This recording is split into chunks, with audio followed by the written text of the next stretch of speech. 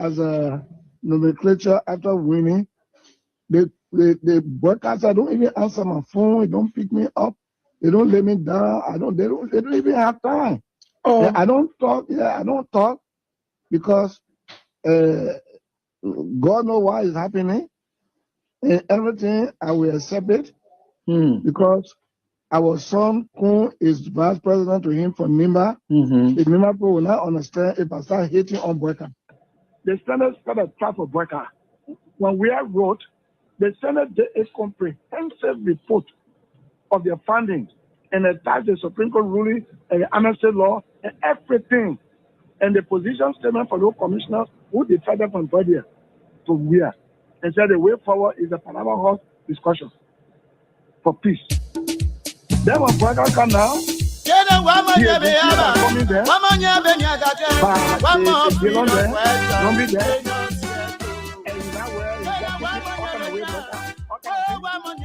You want to go after people?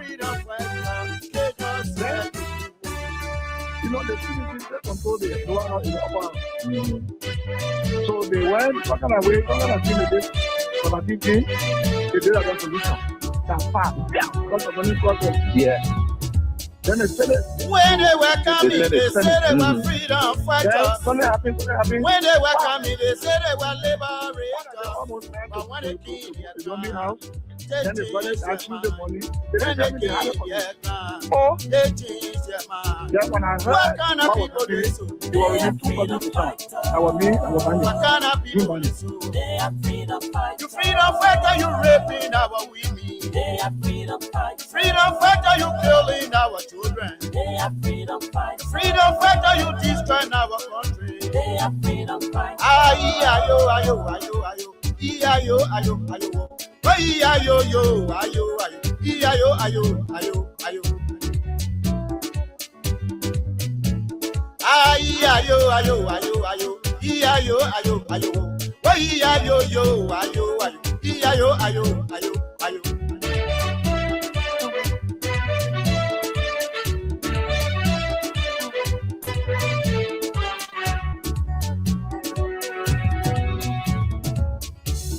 When they were coming, they said they were liberators.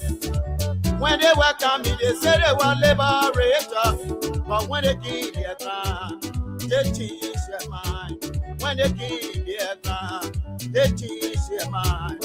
What kind of people they so? They are freedom fighters. What kind of people they so? They are freedom You fighters. freedom fighter, you raping our women. They are freedom You fighters. freedom fighter, you killing our children. They are freedom fighters. Freedom fighter, you destroying our country. They are freedom fighters. Ayo, ayo, ayo, ayo.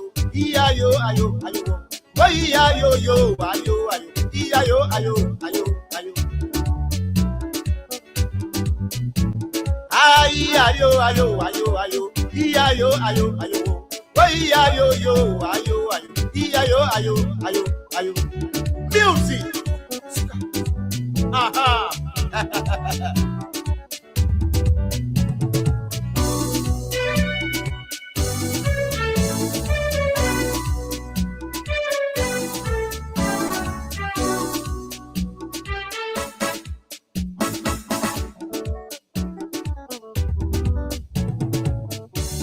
Wani madianya wara wa monyoju weyan.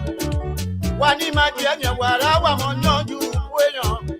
Ya wana wa tunangira. Wasia wa pebiabu. Wana wa tunangonwa. Wasia wa pebiabu. Kena be monya be niaka. I'm a freedom fighter. Oh, wa monya o. I'm a freedom. Oh, yes, indeed. Eni nyonyo bi okwasa. I'm a freedom. It is a great day. Eni nyonyo bi okwasa. And of course, a wonderful way to be back. Back behind these microphones Freedom fighter. to engage on the issues that matter to Liberia's growth and development. Today is Thursday, and of course, it's after the Armed Forces Day. Yesterday was the Armed Forces Day, February 11th. It was a holiday, and of course, a national holiday. Adas.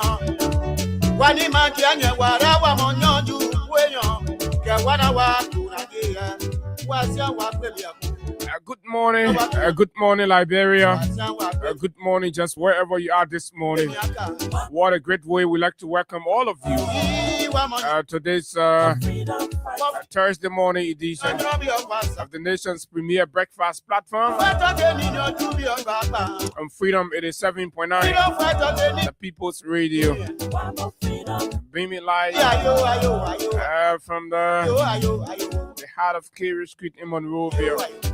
Just right at the center of the intersection of Clay and Carey Street. That's where we're coming to you crystal clear on the issues that matter to Liberia's growth and development. And there are too many things to talk about this morning. Good morning to our friends, our fans, and our followers. To those of you in the diaspora, it's always a good thing to have you join us. Oh yes, indeed. Too many things, lots of things. But today the menu is very loaded. We have some very great personality that speak to us and share our platform to talk more and, of course, precisely about issues, right? Talk about issues in the country. And coming up at 9 o'clock on the show this morning, District number 11, former representative J. Gabriel Yinka, big brother, I will be here. What kind of people they so? They are freedom fighters. For breakfast. They are freedom. But just before Gabriel Yinka walks in, They are freedom fighters. Freedom fighter, you. our own young brother, They are freedom fighters. Freedom fighter, you destroy now. George They Tenga, are freedom fighters.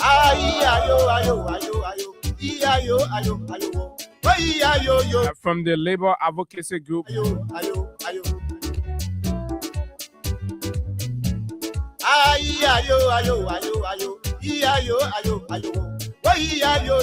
Indeed, George will be here just before that time at 8 o'clock, any moment from now.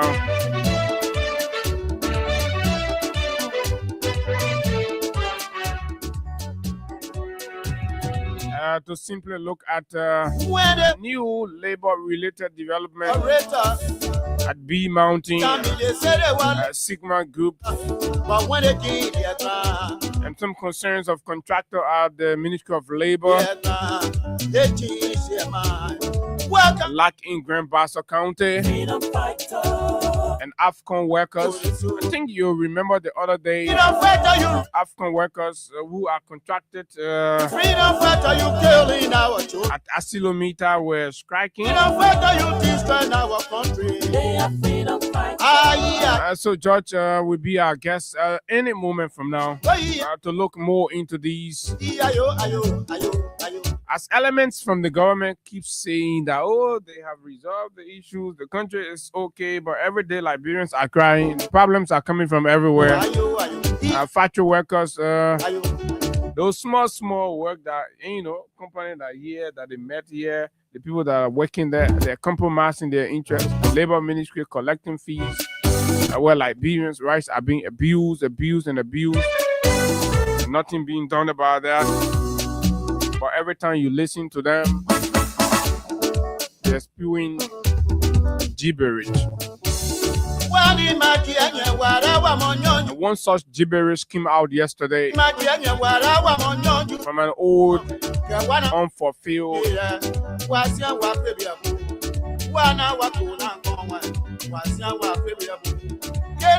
Henry Boyman family. And one can understand this is a man who has failed to translate his education into anything meaningful that can attract to him the people. And for several times, in 1997, he contested to be president in Liberia.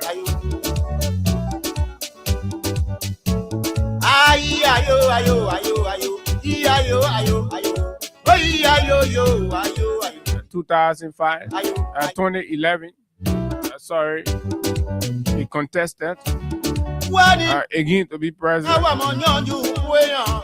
And across all of the times, whether it's 2 or 3 times that this man has contested to be president in Liberia, with all the outdated, obsolete,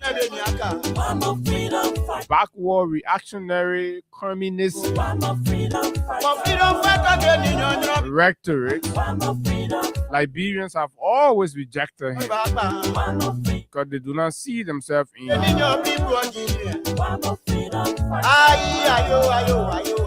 He is an unpopular, unattractive, valueless, feel unsuccessful, ideologically bankrupt,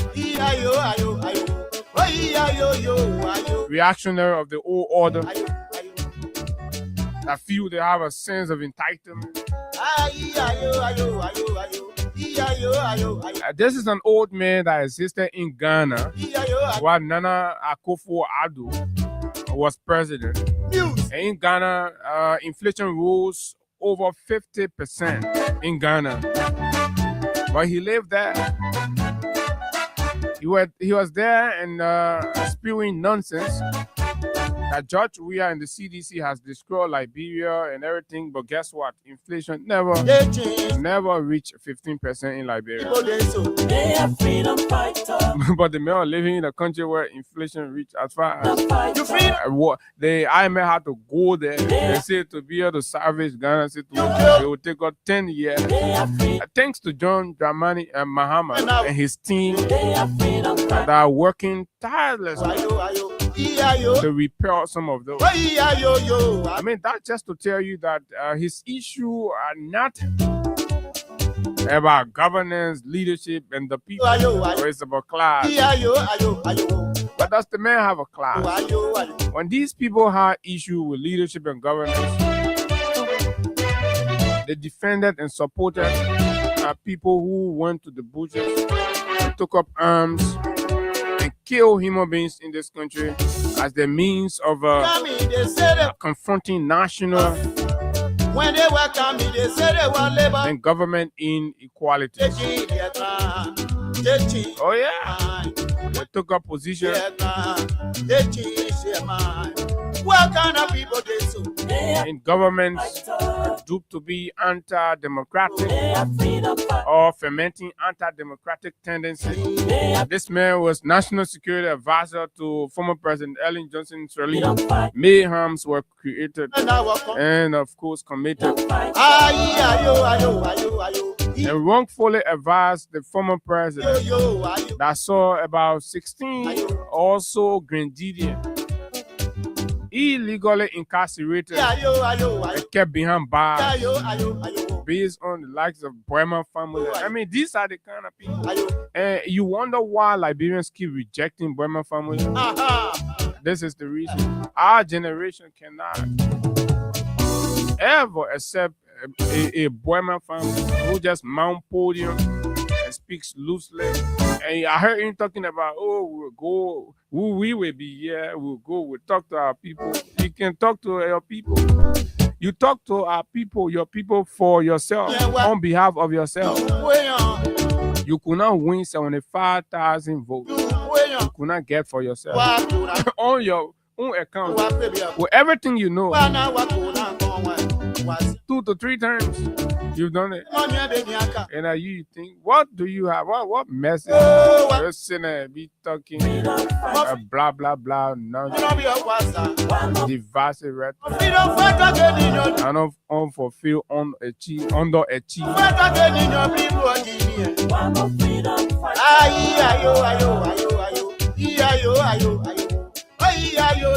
Useless old man. And y'all think we're gonna come here to serve you what? Nonsense. All he has offered this country is to manipulate, indoctrinate, and radicalize young kids who do not understand the value of making and building something. And that's who they are. So nobody's going to follow Boema family. But always using the stand on podium. Desecrated a sacred platform meant to honor the great son of the country and use that as a medium. You're going to vent your divisive posture about a young man who just, of course, didn't. I mean, the man's not even seen. Who record your very old friend, your very old friend, who has to be placed in a pickup truck to move around. Look at what our country has reduced.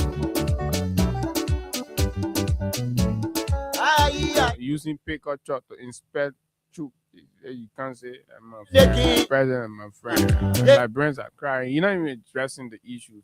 But I will play the voice of the propaganda chair of soup from the Alhaji GV Kuman's memorial on yesterday. So just after when that man, to tell you that he's not in touch, and then there was another old man who spoke there, one Sharif, who spoke there and spoke to the issue. They will leave the issue and be wasting their time. 2 years down the road, right? What are the concerns? You think that Fidel Castro, nonsense, even in Cuba, the children in Cuba are not even listening to those kind of things anymore.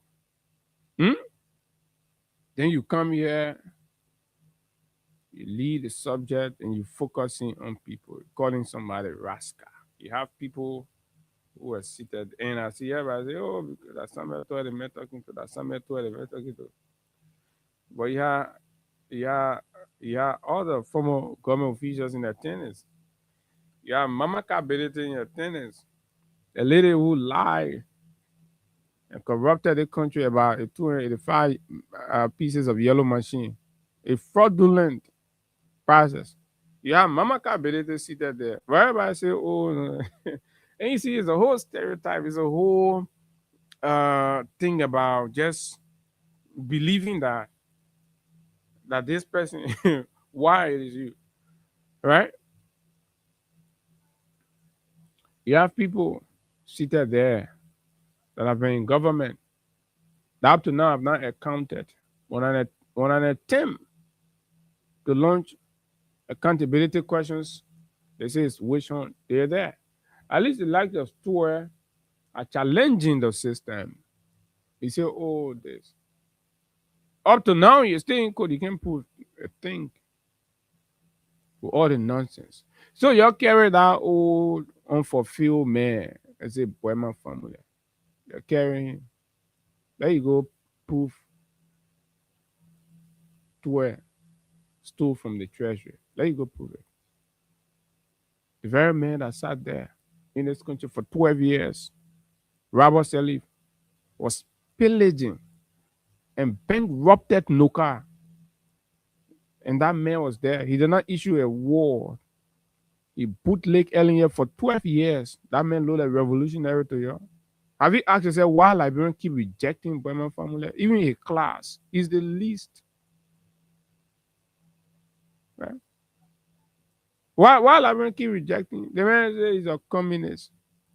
He sat on here bootlegging a capitalist Dallinger, Ellen. Endorsing state-sponsored terrorism. Marco Allison, Harry Greaves, Shaki Kamara. These people got killed. And you talking about your comrades were killed. Who killed comrades in this town?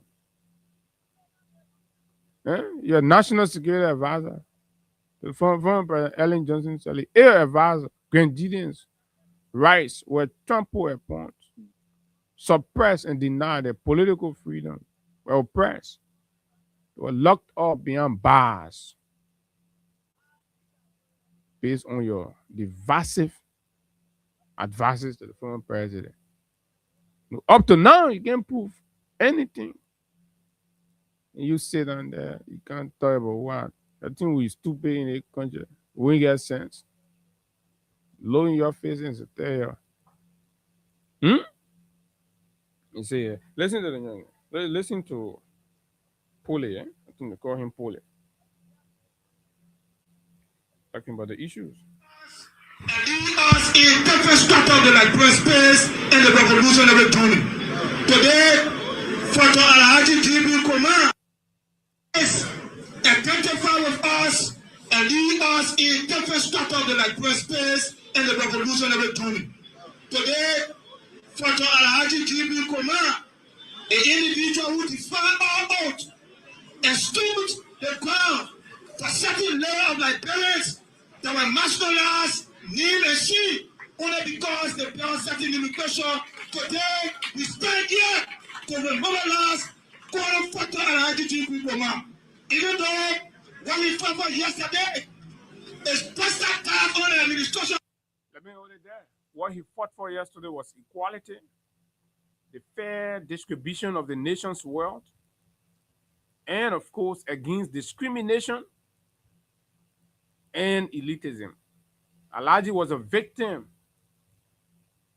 of discrimination. Alhaji Kumar. As educated as Alhaji was, have you sat down to imagine why he would embrace the opportunity to join a rebellion? Have you sat down to think about that? It took the parents of family and their likes to deny people like that and oppress and suppress them in academic environments and other places, provided state opportunity to them. Well, Alhaji then managed to say no. The country was unjustly proceeding. For the Administration of Joseph Parker, the democracy that was not discriminating, either as a better man, a clear man, a Mantigo man, is today family on the field of Joseph Parker. Today, what is that? Right? Super Organa chair.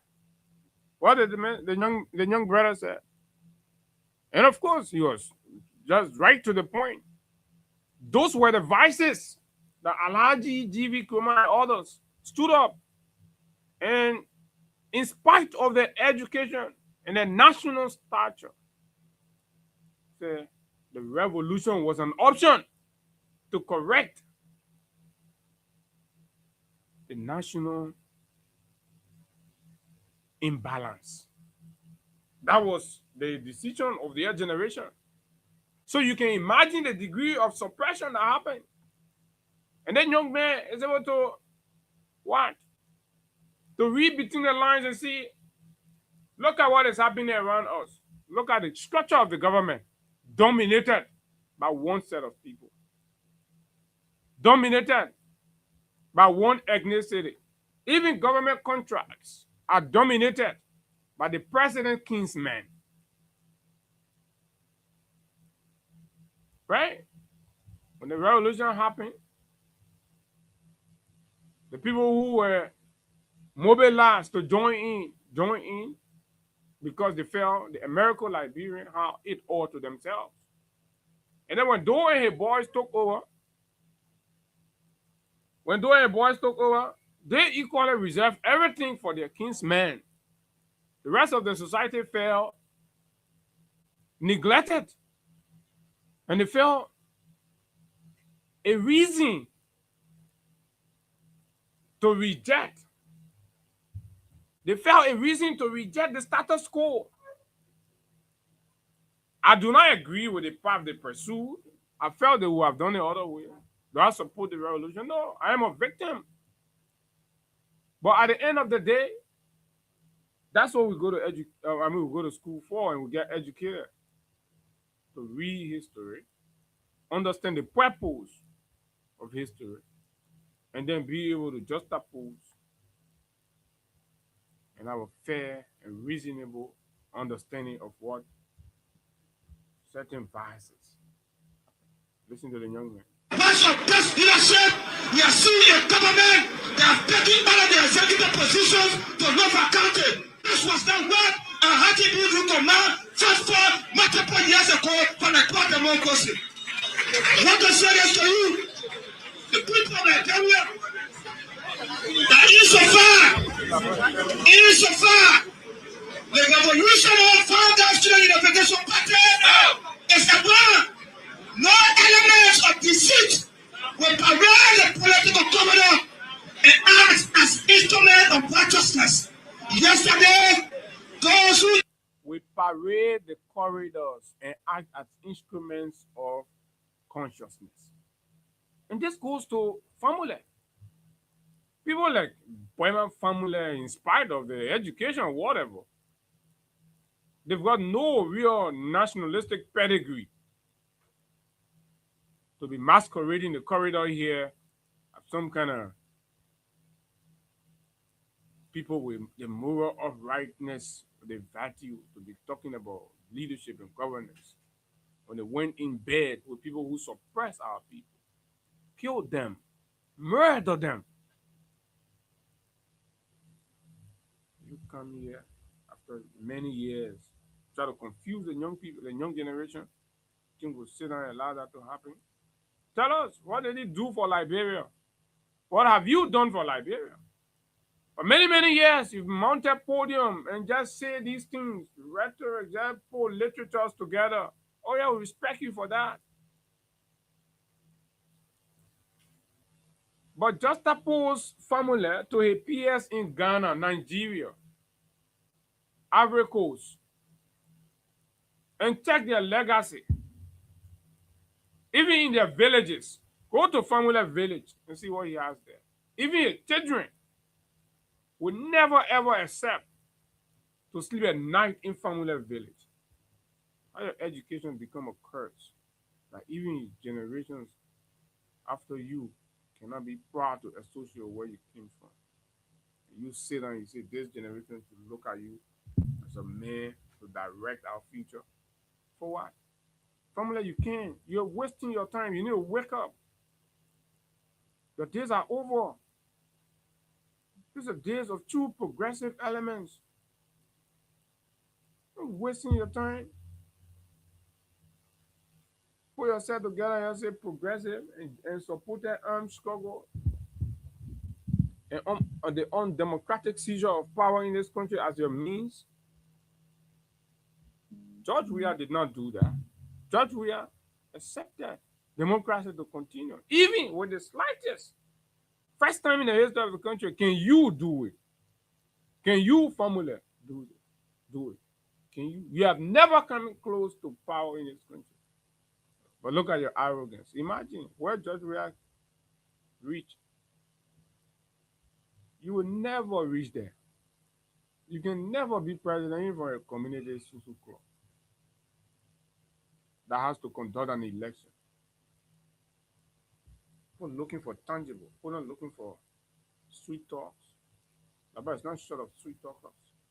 and poverty on the Liberian masses are here in hypocrisy, in an attempt to celebrate the 40 legacy of Alhaji B. Kumar. Let us say this today. They are also here today. They should know the role you play in reducing, subjecting the people in this country to utter poverty. Anyway, the more we talk more about these, there are a lot of speeches made there, and of course, we'll highlight them. Right? We'll take our time. We expose these people. They're not. Absolutely. We're not going to sit down here and people come around and try to play with our future, try to play with us. We're not going to take that. It's over. These old, unfulfilled people got to realize that we cannot entrust our future into their hands any longer. For how many years they were around here? Look at what Liberia is. Look at Monrovia. Feces all on the street. This is the Liberia that family and his education in their generation. This is what they left us to inherit. And they should still dictate what Liberia becomes tomorrow. Does that make sense to you? Look at what they left us with all their education, all their exposure. Look at the Liberia. Stench everywhere. Filth everywhere. No order. They built in alleys. Look at his friend who's president. Built his home on a roundabout. No feature thought. Who living for many, many years. Look at a friend to tell you these were violators. They did not care about the country. But anyway, folks, let me hold it right there. My guest is already in studio. So I take a break with Crime Stopper, right, to allow my man to adjust, and then we come back. We go into it. Josh Tenger is our guest right after this break.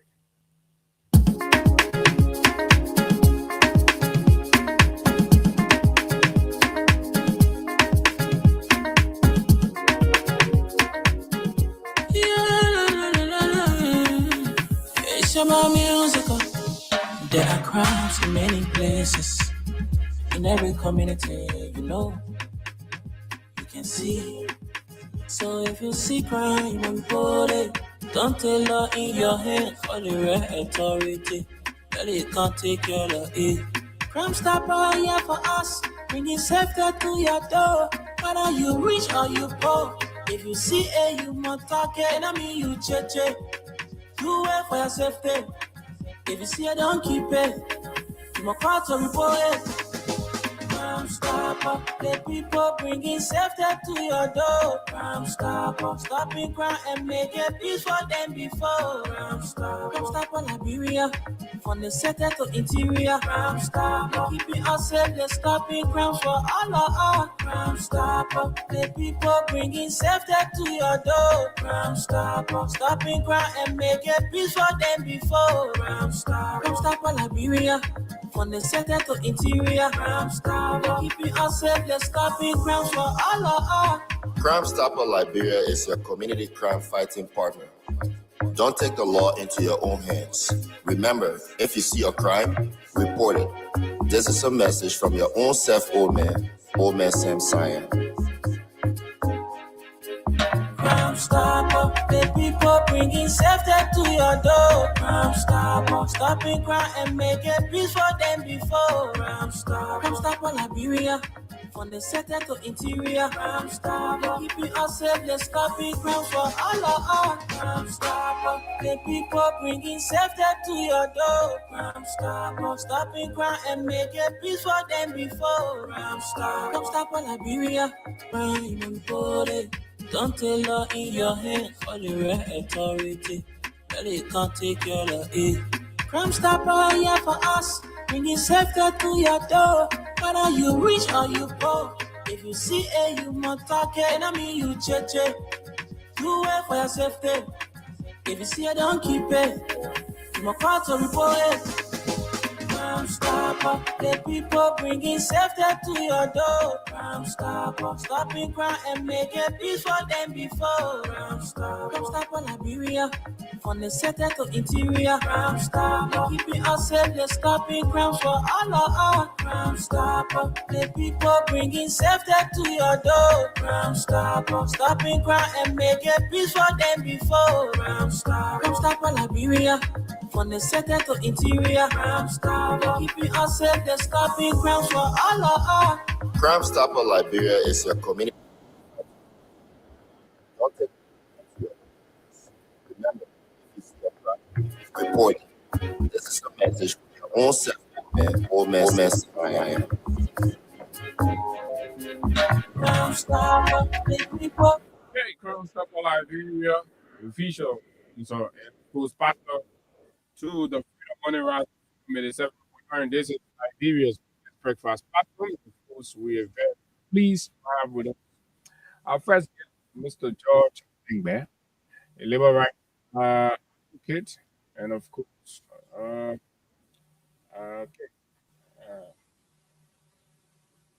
okay. So, George is talking to us about new development around labor issues across some of our concessions in the country, and it is important to communicate what exactly Liberians are going through as the government struggle to always put an impression that husband exists in its serious. So those of the people who are out there and of course engage directly, we are very happy. George, you're welcome. Yes, thank you very much, and good morning to the people of Liberia. It is very important to have these conversations, and the people out there need to understand exactly what's happening in the labor sector. Okay, we need to exactly what in the labor sector. So, by the way, how are you today? I'm good.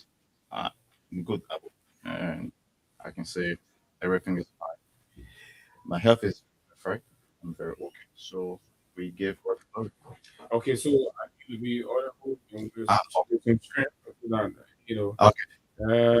So let's begin with a look at contractor concerns at the Ministry of Labor that you work on here. So what are hearing about and what are some issues that they raise, especially when they and the ministry multiple cases have said that with reform this changes this we feel that government is getting more revenue now. We're contributing more than what ever in history to the to central government. As a reflection of how well the sector is doing. What do you have? So let me first say uh, my respect to the former regional director at the Ministry of Labor for taking the courage to resign, gave numerous attack from talks of the MDR and Minister I mean, there's Abubakar. a reputation. Yeah, yeah, yeah. As Uh, of, as of uh, yes, before yesterday. do you have a couple? No, I don't have the copy, but How do we I he actually resigned? she resigned because She, how do we know she resigned? because I can't confirm this to How, you how because we have already conducted our internal investigation and yeah, did you see the resignation? as we speak, Madam is no longer at the Ministry of Labor. Okay, let's do that. Is that part of the contractor or contractor concerns in the ministry? So the contractor concerns at the Ministry of Labor is against the issue of the criminal strength against people, the high level of discrimination that has been carried out at the Ministry of Labor. How the minister has forgotten is, like I keep saying, he has forgotten his key function. His function should be enforce the Distinguished Act Bureau of Labor Law and to see to it that workers are supported in defending across 50 countries of Liberia. That has been taken away from the ministry. There has been a total removal of sanity from that institution, leaving issues of mismanagement, improper governance, corruption, abuse of the power, and excess. So, the ministry, as we speak, I continue to say workers at the Ministry of Labor signed contracts, some of them whose contracts were, were terminated, like the contractors, they have still not been paid for 30 months. And I can confirm this to you. On Tuesday, I was on ERBC, and it was a good thing that workers from the Ministry of Labor or in Apollo Committee, Sano Committee, and confirm these things that we're saying that they are not provided What with. are the contractors? What are the contractors? What are So, the so, contractors to do? so our coordinators, some of them are the commissioners, some of them are investigators. Labor commissioners, Yeah, labor investigators. right. So vast majority of them, they have no logistical support because they do not belong to the MDR group and because they do not belong to the the the minister track. So these workers have complained. We have raised this issue, and it was a good thing that we were able to call in on that show and confirm everything that we have been saying. The workforce in our country has been neglected 100%. And this is careless. But you listen to Minister Statement Abu he was when the workers in Grand Bas at AFCON went to protest because they have carried out all the different level of dialogue, but then still it was not even possible for their concerns to be addressed. And we raised these issues that 500 contractors or workers from AFCON were going to be dismissed between the period of February to March. And 2 days later, when we made those posts, it was surprising. It was not surprising to us to see that workers were going on strike because the Indians, those supervisors managing those areas, they are leaving. And we have gotten confirmed information that ArcelorMittal has already paid the money to AFCON. But So the problem is you ArcelorMittal. no, the problem is no longer with ArcelorMittal. The problem is now with AFCON, the management of AFCON. But there are people from the Ministry of Labor that are supporting AFCON against the workforce of Liberia. And that is the reason why you saw that the minister came up with a statement saying that the decision from the workers to go and protest was illegal and that the workers did not obtain, green light from the Ministry of Labor. And To protest? yeah, to protest. And I think then the minister tend to forget his own constitutional duty because our constitution says that when you are aggrieved, you should be able to, protest peacefully and demonstrate your grievances. Also, Okay, these are people that we're talking about. For our benefit at this moment. Thank you very much. Thank you very much.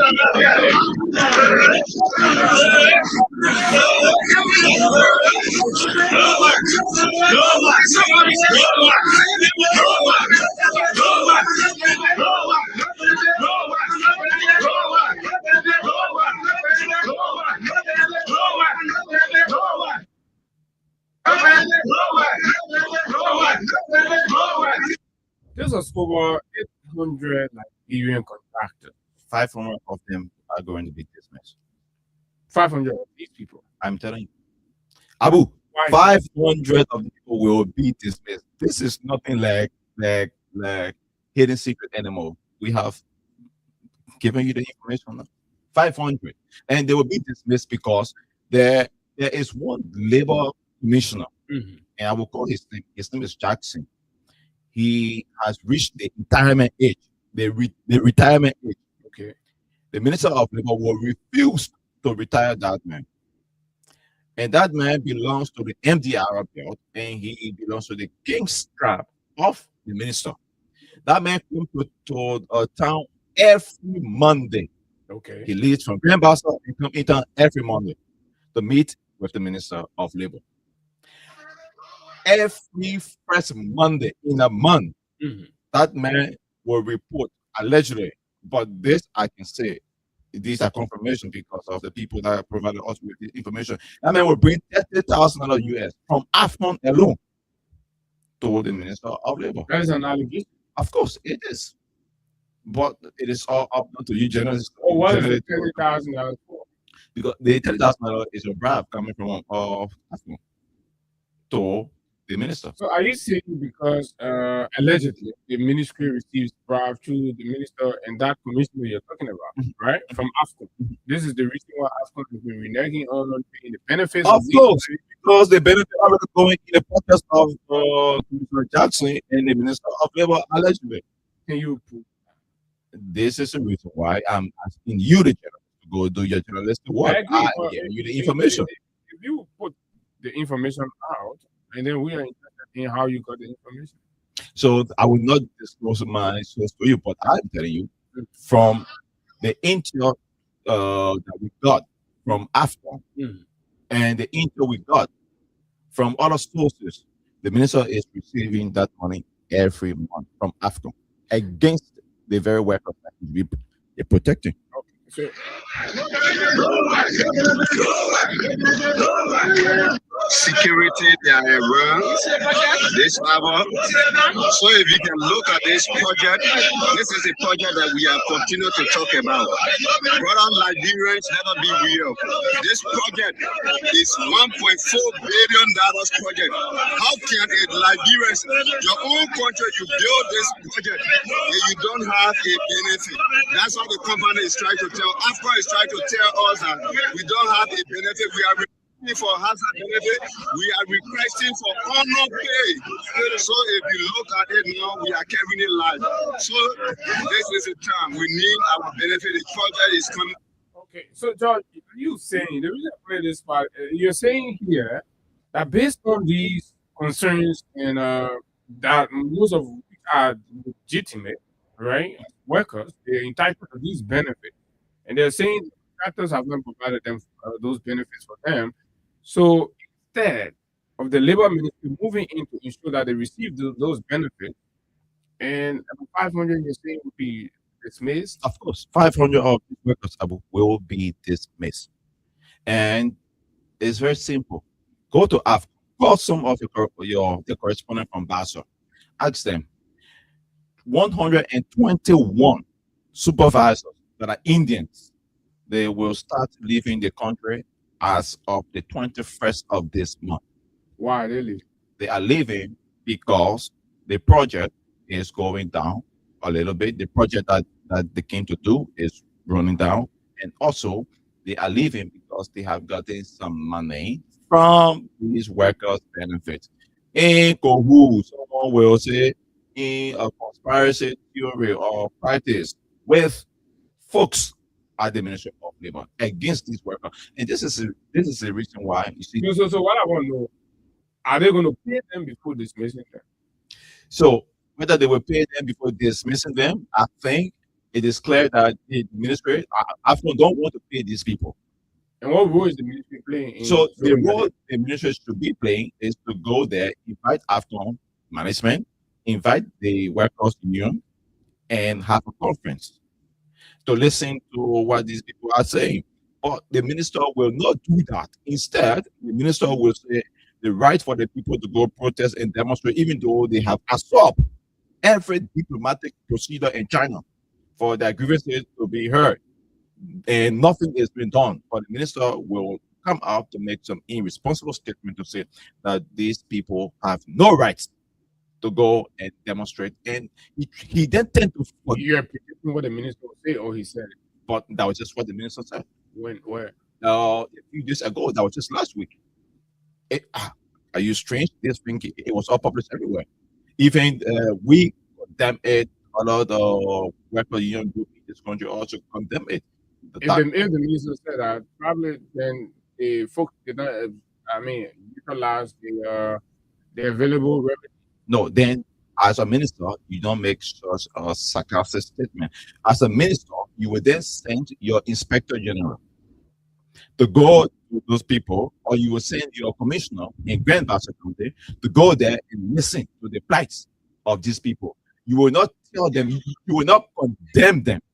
But what he did is he condemned their God-given right, and that is also protected under the International Labour Organization Convention that we subscribe to. So he condemned it.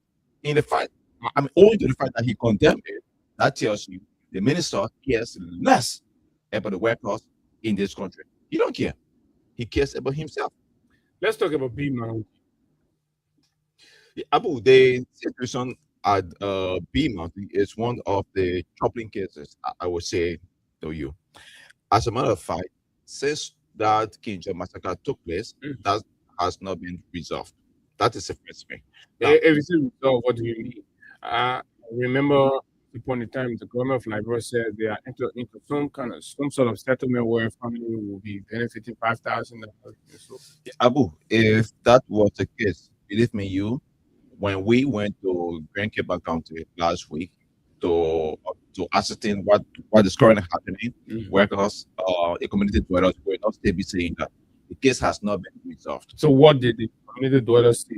So there are benefits that should have been provided to these people. But what B Mountain constantly do and normally do, they use cash violence against the common people. When 1, 2, 3, 4 persons from your family are pushing for a case, you will go and talk to one higher person in your same family, give them some good money, and to close that case up. B Mountain used cash violence as their only diplomatic channel. They weaponize money against the interests of the people, against the common good. But I get to the current situation. I have here with me. I'm sorry. You see, this is a picture, right? Okay. This guy in this picture, Mhm. he stole these materials Allegedly. but he is in the picture. Now he took these materials to Nima County to sell them. What are these materials? These are materials used in the mining sector. Okay. All right, in the process of drilling and everything. So he stole them and they were taking them from the warehouse. So At B Mountain. yes, at B Mountain, Is he unemployed? no, he worked there Okay. as a contractor. So when he was taking, guess what? The company will go on to dismiss 15 persons. I have all their names here. For the action of that For individual. these missing items without investigation, without calling the warehouse supervisor to ask him what happened, without playing CCTV cameras, without conducting thorough investigation. Now, all of these 15 workers, 5 are experts from Turkey. 2 of them, they have taken this case to court because they were dismissed and they went back to Turkey. 2 of them are, one is the warehouse supervisor, the other one is the assistant supervisor. Now, they took the case to court in Turkey, and the case is currently being heard. As you speak, there are over 11 Liberians that were dismissed along with these guys. These Liberians have not been recalled back to their job. The company refused, as we still speak, they refused to conduct this investigation. And I give a copy of the document. Okay, you've dismissed them. Yeah. And on the basis that an individual or items were missing from the warehouse. Yeah. So without any investigation, according to you, 15 other employees lost their job. Is that correct? In total number, they are 15. 5 of them are experts, and the rest are Liberians. So let's just say 10 persons are Liberians, local staffs, and the 5 persons are experts. Now, But give me a list of 25. yeah, they won't share that. Okay. Yeah, those That's- ones that are the people that have been dismissed. That's 19. Yeah, that's 19 in total, but they brought 4 persons back to work. So Okay. they said 15 persons will remain dismissed and they will not call them back to work, even though they have not conducted the investigation. And they will refuse to conduct the investigation. They have infused money into some people so that they don't speak against these things. But the good thing is, there are some foreign workers that come to our country to work with good heart. And these workers will do all they can to expose these kinds of situations. And thank God we were able to get in contact with these workers. We were able to talk to them, even though they are no longer in the country, they are in Turkey, but they were able to provide us with documents and information to support our claims. So this is the CEO of the B Money Company. Okay. So this CEO here, he refused to call these workers back. He refused to listen to them. And as I speak to you currently, we were also in the contact with some people. And what does the law say about The law this says, action? the law says, if you dismiss me for claims without proper jurisdiction, without investigation, and I prove it that you dismiss me illegally, you got 2 things to do. Either you pay me and bring me back to work, or I sue you for damages and you pay. So they Let's go to in this instance in the instance of wrongful dismissal. So in the instance of wrongful dismissal, that is the reason why every company you should ask labor relations office. Aside from the human resources office, there should be a labor relations office. Because if there is a labor relations office, you report to that office and tell them these things are happening against me. So And in this the house. event where there is no labor relation office, Then you run to the labor commission in that district, in that county. The labor commission will then take your case and carry it to the hearing officer in that same very county. okay. Now the hearing officer will conduct immediate conference between the company and the aggrieved workers. Well, We know B mounting. displaced workers. Yeah, we know B mounting. So have they done that? Because the reason I'm asking, I want to know what they have conducted those ones, and then their bottleneck or their. They have conducted no hearing. I can tell you, there has been no. But have investigation they ever. dismissed a worker follow the channel that you just They dismiss workers are afraid of who? of the company. They don't No, want. They don't want to speak up. The commissioner doesn't work for the company, work for government. I agree, but the dismissed workers are even afraid to go to the commission because No, but they have to go there. this is the reason why I'm using this medium to explain to them the hearing process so that they can go to the labor commission in Grand Cape County. Because if you sit there and say you are afraid, it means you are setting out your rights. Your foreign counterparts that you were working with, the warehouse supervisor and the assistant supervisor you were working with, they are not afraid. I'm taking the case to the labor court. So if I'm understanding you, there's been no denial of any rights here.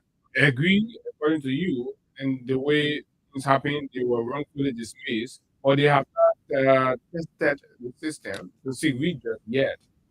According to two of the workers whose names I won't mention, they said that they went to the labor investigator in that area.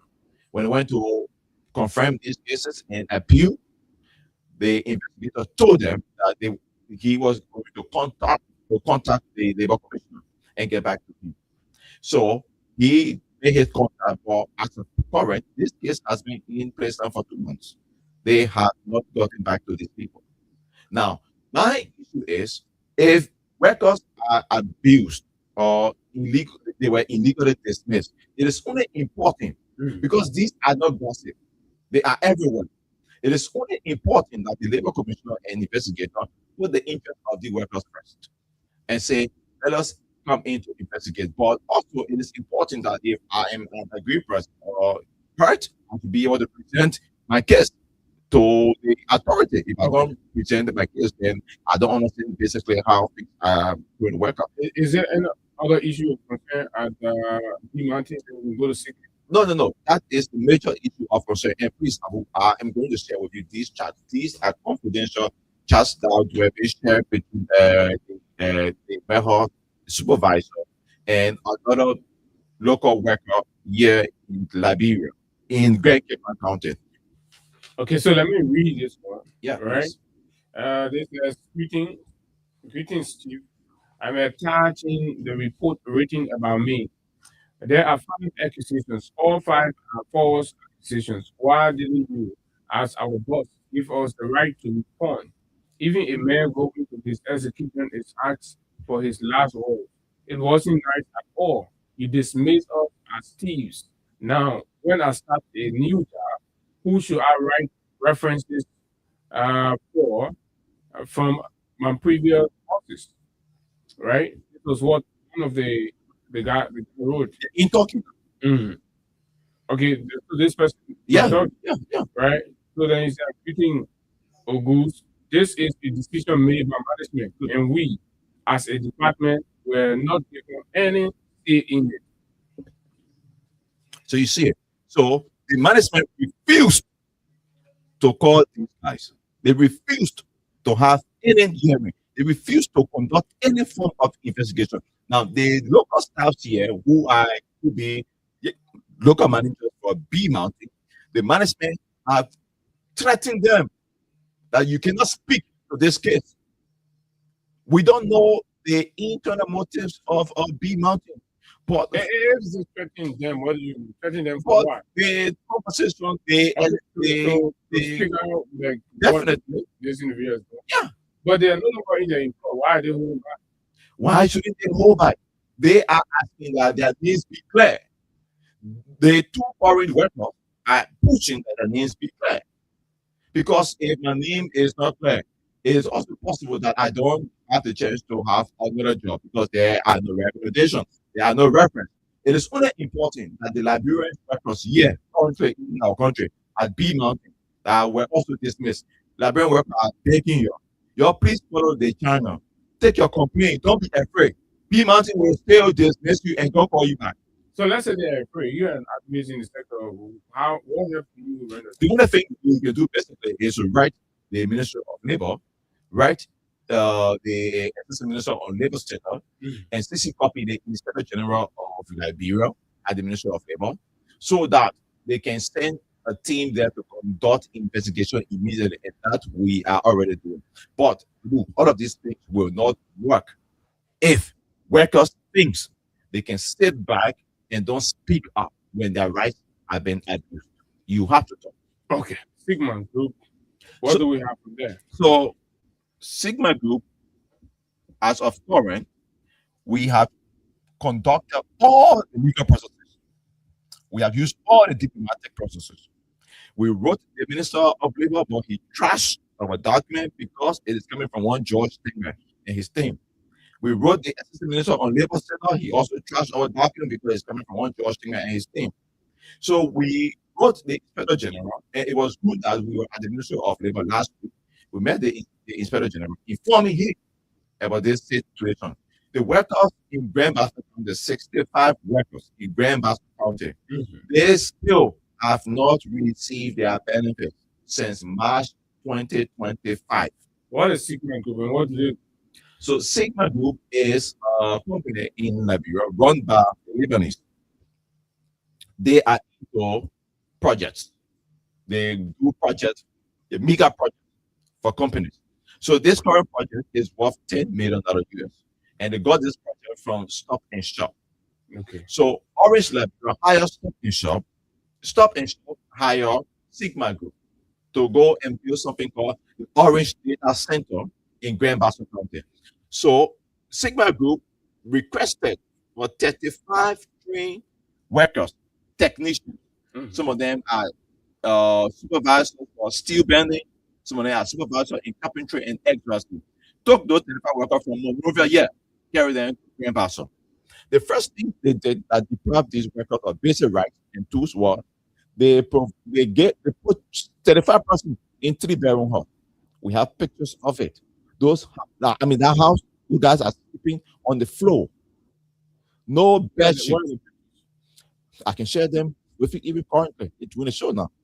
So, no bed sheet, no light, no electricity, no water. Those guys will be sleeping there, even though mosquito spray. They are paying $100 US for 35 persons in the house every month, meaning that the money rented. Sadly, yes. They were sleeping all in the corridor, in the kitchen. I was there for 3 days. Sadly, it was surprising to understand that the supervisors, the Lebanese supervisors there in Grand Bassa, they are being provided $100 US every day for the hotel they can sleep in. That is not even the most ugly part. The most ugly part is when these workers are only giving $170 US for food every month. But guess what? They provide $75 US for the foreign workers for food every week. Was that in their contract? So the contract they signed with Sigma, the oral contract, because they didn't provide them any legal contract. They said we are hiring you on daily hire. You can work for our own daily hire. Every day we will pay you. When the people got to Grand Bassa County, the story changed. It changed to monthly salary. So in the event that you're changing the variable contract that we had to monthly salary, you should put it in writing. They refused. They denied the people who won't have that basic right. So there is no contract. Also, there is no time sheet. We were there. And they accepted the condition. Yes. And many Liberians will accept these work conditions, Abu. Why? Because there are no jobs in the country. The 70,000 jobs that the president provided, we have not seen it. So many Liberians will accept these kinds of precarious work. And this work are not only precarious, they are damaging to the livelihood of people. So people will want to get something to eat. It's almost like even though their dignity is being taken away from them. Workers at that Orange Data Center in Grand Bassa County are claiming on staffers with no safety belt. They are drinking from a borehole that is open. It's even surrounded by dirty water. I will send you these pictures after the show. And these workers are only demanding, please provide us with basic sanity and hygiene. Provide fresh air because their project will not finish now. Have you engaged Sigma Of on course, this? we wrote What has been the response? we wrote Sigma Group, and the good thing is we contacted the bargaining agent for Sigma Group. So the bargaining agent also intervened. The bargaining agent cited me to a conference with Sigma Group. The company said they are responsible and they are working to see that these things are solved. We thought that they were going to be resolved by the 15th of this month, February. But No, we're not yet. of course, but for what we are seeing, it will not be resolved. But you because have to. these weapons That have was the agreement with they, the- they have not been paid for 1 month. I mean, for 1 week.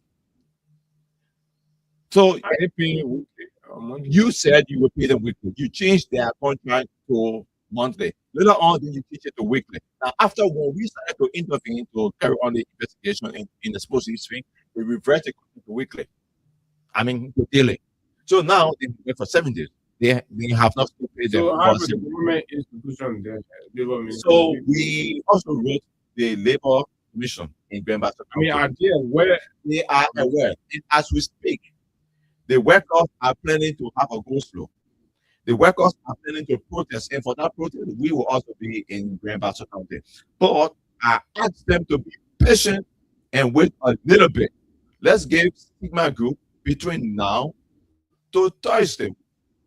If Sigma Group don't do anything between now to the end of working day today, Sigma Group and the bargaining agent, they will not hold me responsible because we have played our part in making sure that the case be resolved.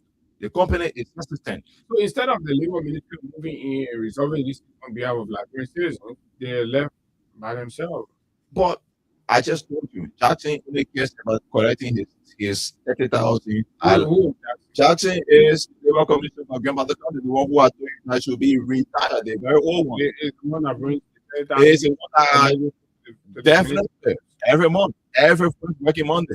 So Jackson only cares. Are there all Jackson only these cares about that. labor violations issues in Grand Bassa? Because you're also talking about situation from LAC as well, right? Of course, like wherein there is the managing director for that company. I mean, one get 3 different positions. Mr. Navi, he is the operation manager. He is a procurement manager.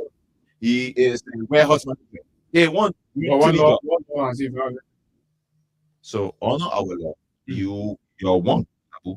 You cannot do 3 different jobs in the company at the same time. It is a violation. Even the minister went there. The minister went to Mr. Navi, said, I got information that you're 1 year doing 3 different jobs. You have to resign for 2. I'm quoting that from the minister. So the man said, okay, chief, I will do it. But has he done it? No. Will he do it? No. Why? The minister is getting his brown envelope, and I know You keep accusing the minister. because the of minister bribery. is beyond corrupt. The assistant minister for labor standard, You're talking about Councillor Kuba. Councillor Kopakra, he is beyond corrupt.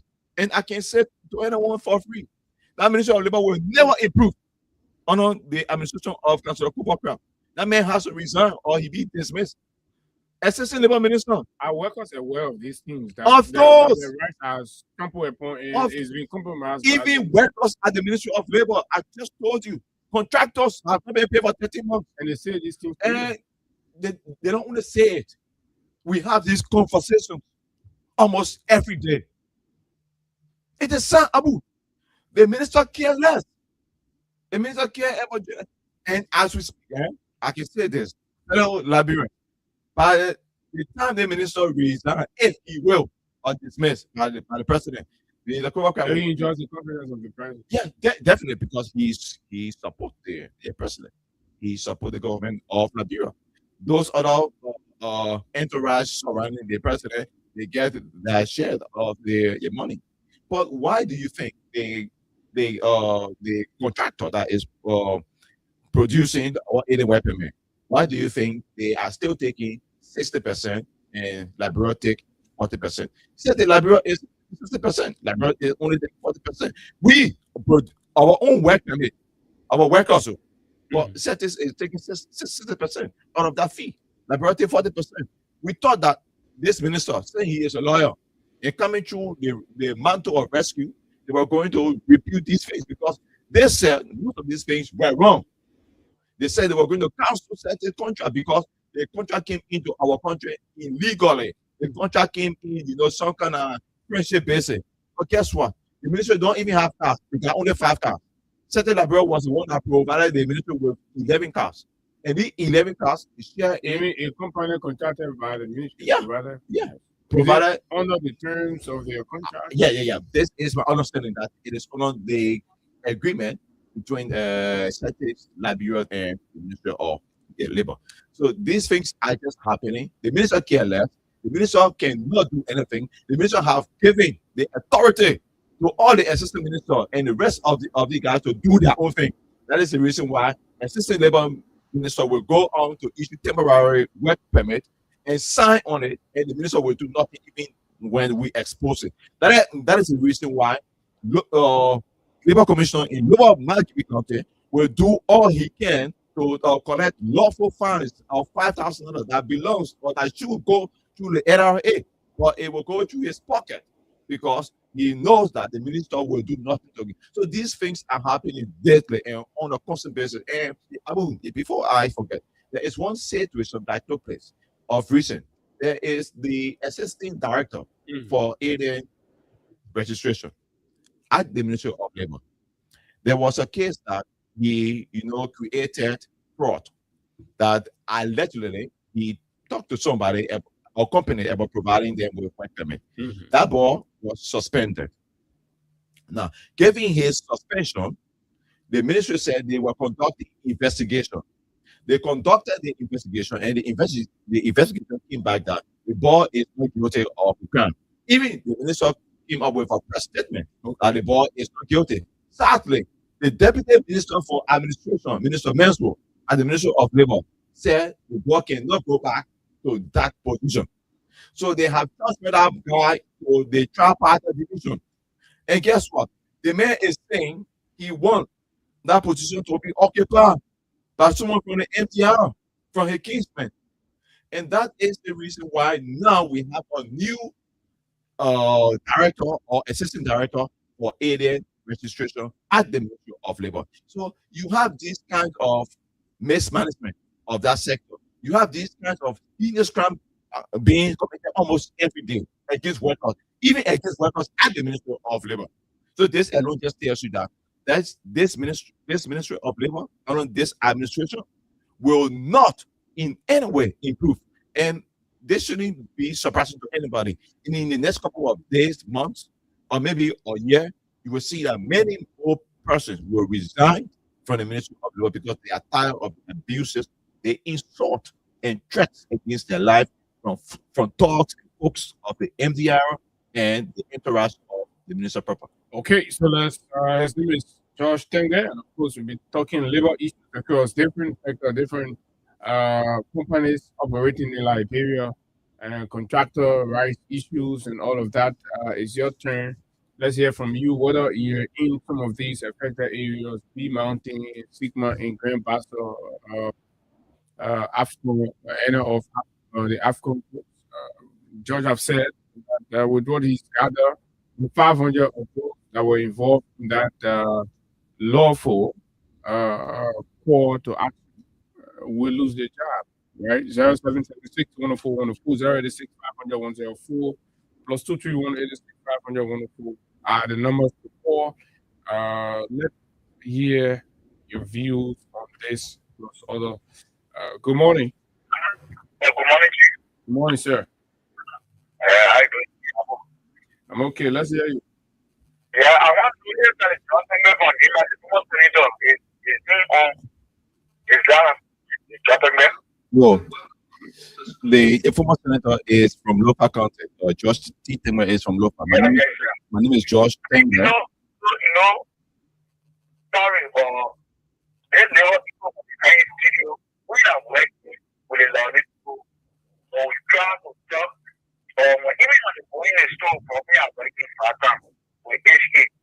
Going is store will speak, will speak on going through. Guys, about and the manager of the CEO of the store will call us because they are going to put us on the people.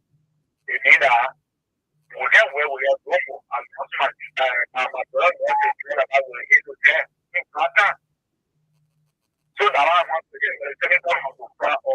No, they is an advocate, right? So when you get issues, that's why he's here. So you listen to him, he catalog problems and complaints from different other areas. So you come on the radio, raise alarm about it. Say you your second talk, right? He comes out here as a mouthpiece and talk for you. That's exactly what Josh and others are involved with. 0776 500 plus 231 So just basically what the caller was trying to say that they're being together. Of course. And this is not just happening here in fact, it's happening everywhere.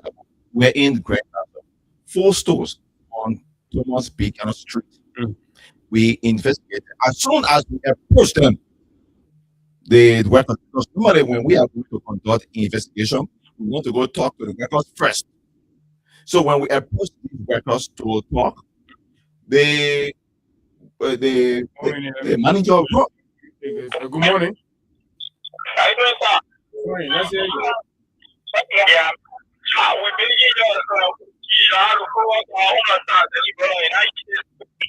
What happened to your side? Tell us. Let's hear you.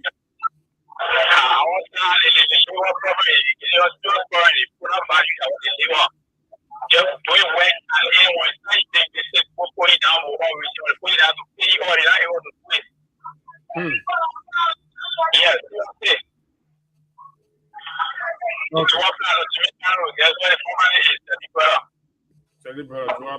Josh. Hello, good morning.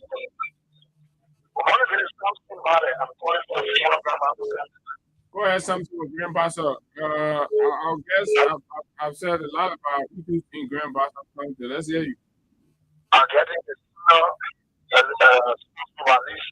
it's not too bad. Well, I want to get all the good for the weather. That is fortunately good work. And, but something the newspaper, the other day, someone to black. And the commissioner said to be careful. And he also didn't know the company report that brought the budget company.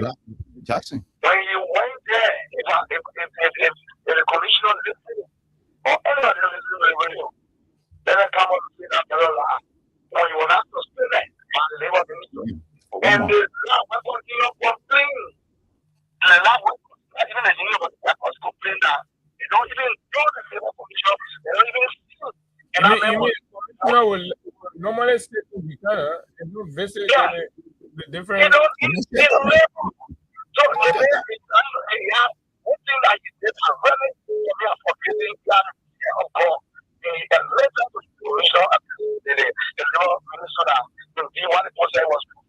Can you imagine my brother? The man said that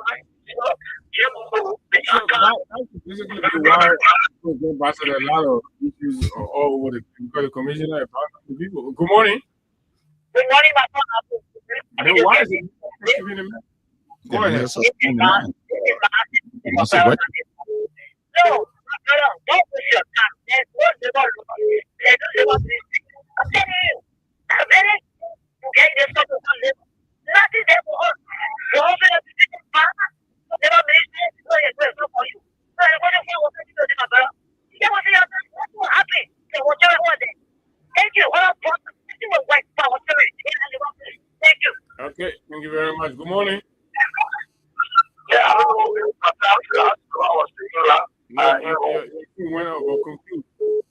So, yeah, what happened then? One minute of feedback. Talking about complaint. And you want to use it on human being. You want to put it there. Then you was suspended for 1 week. And then it's more pay. Who knows that the man wants to when we pay or what we account?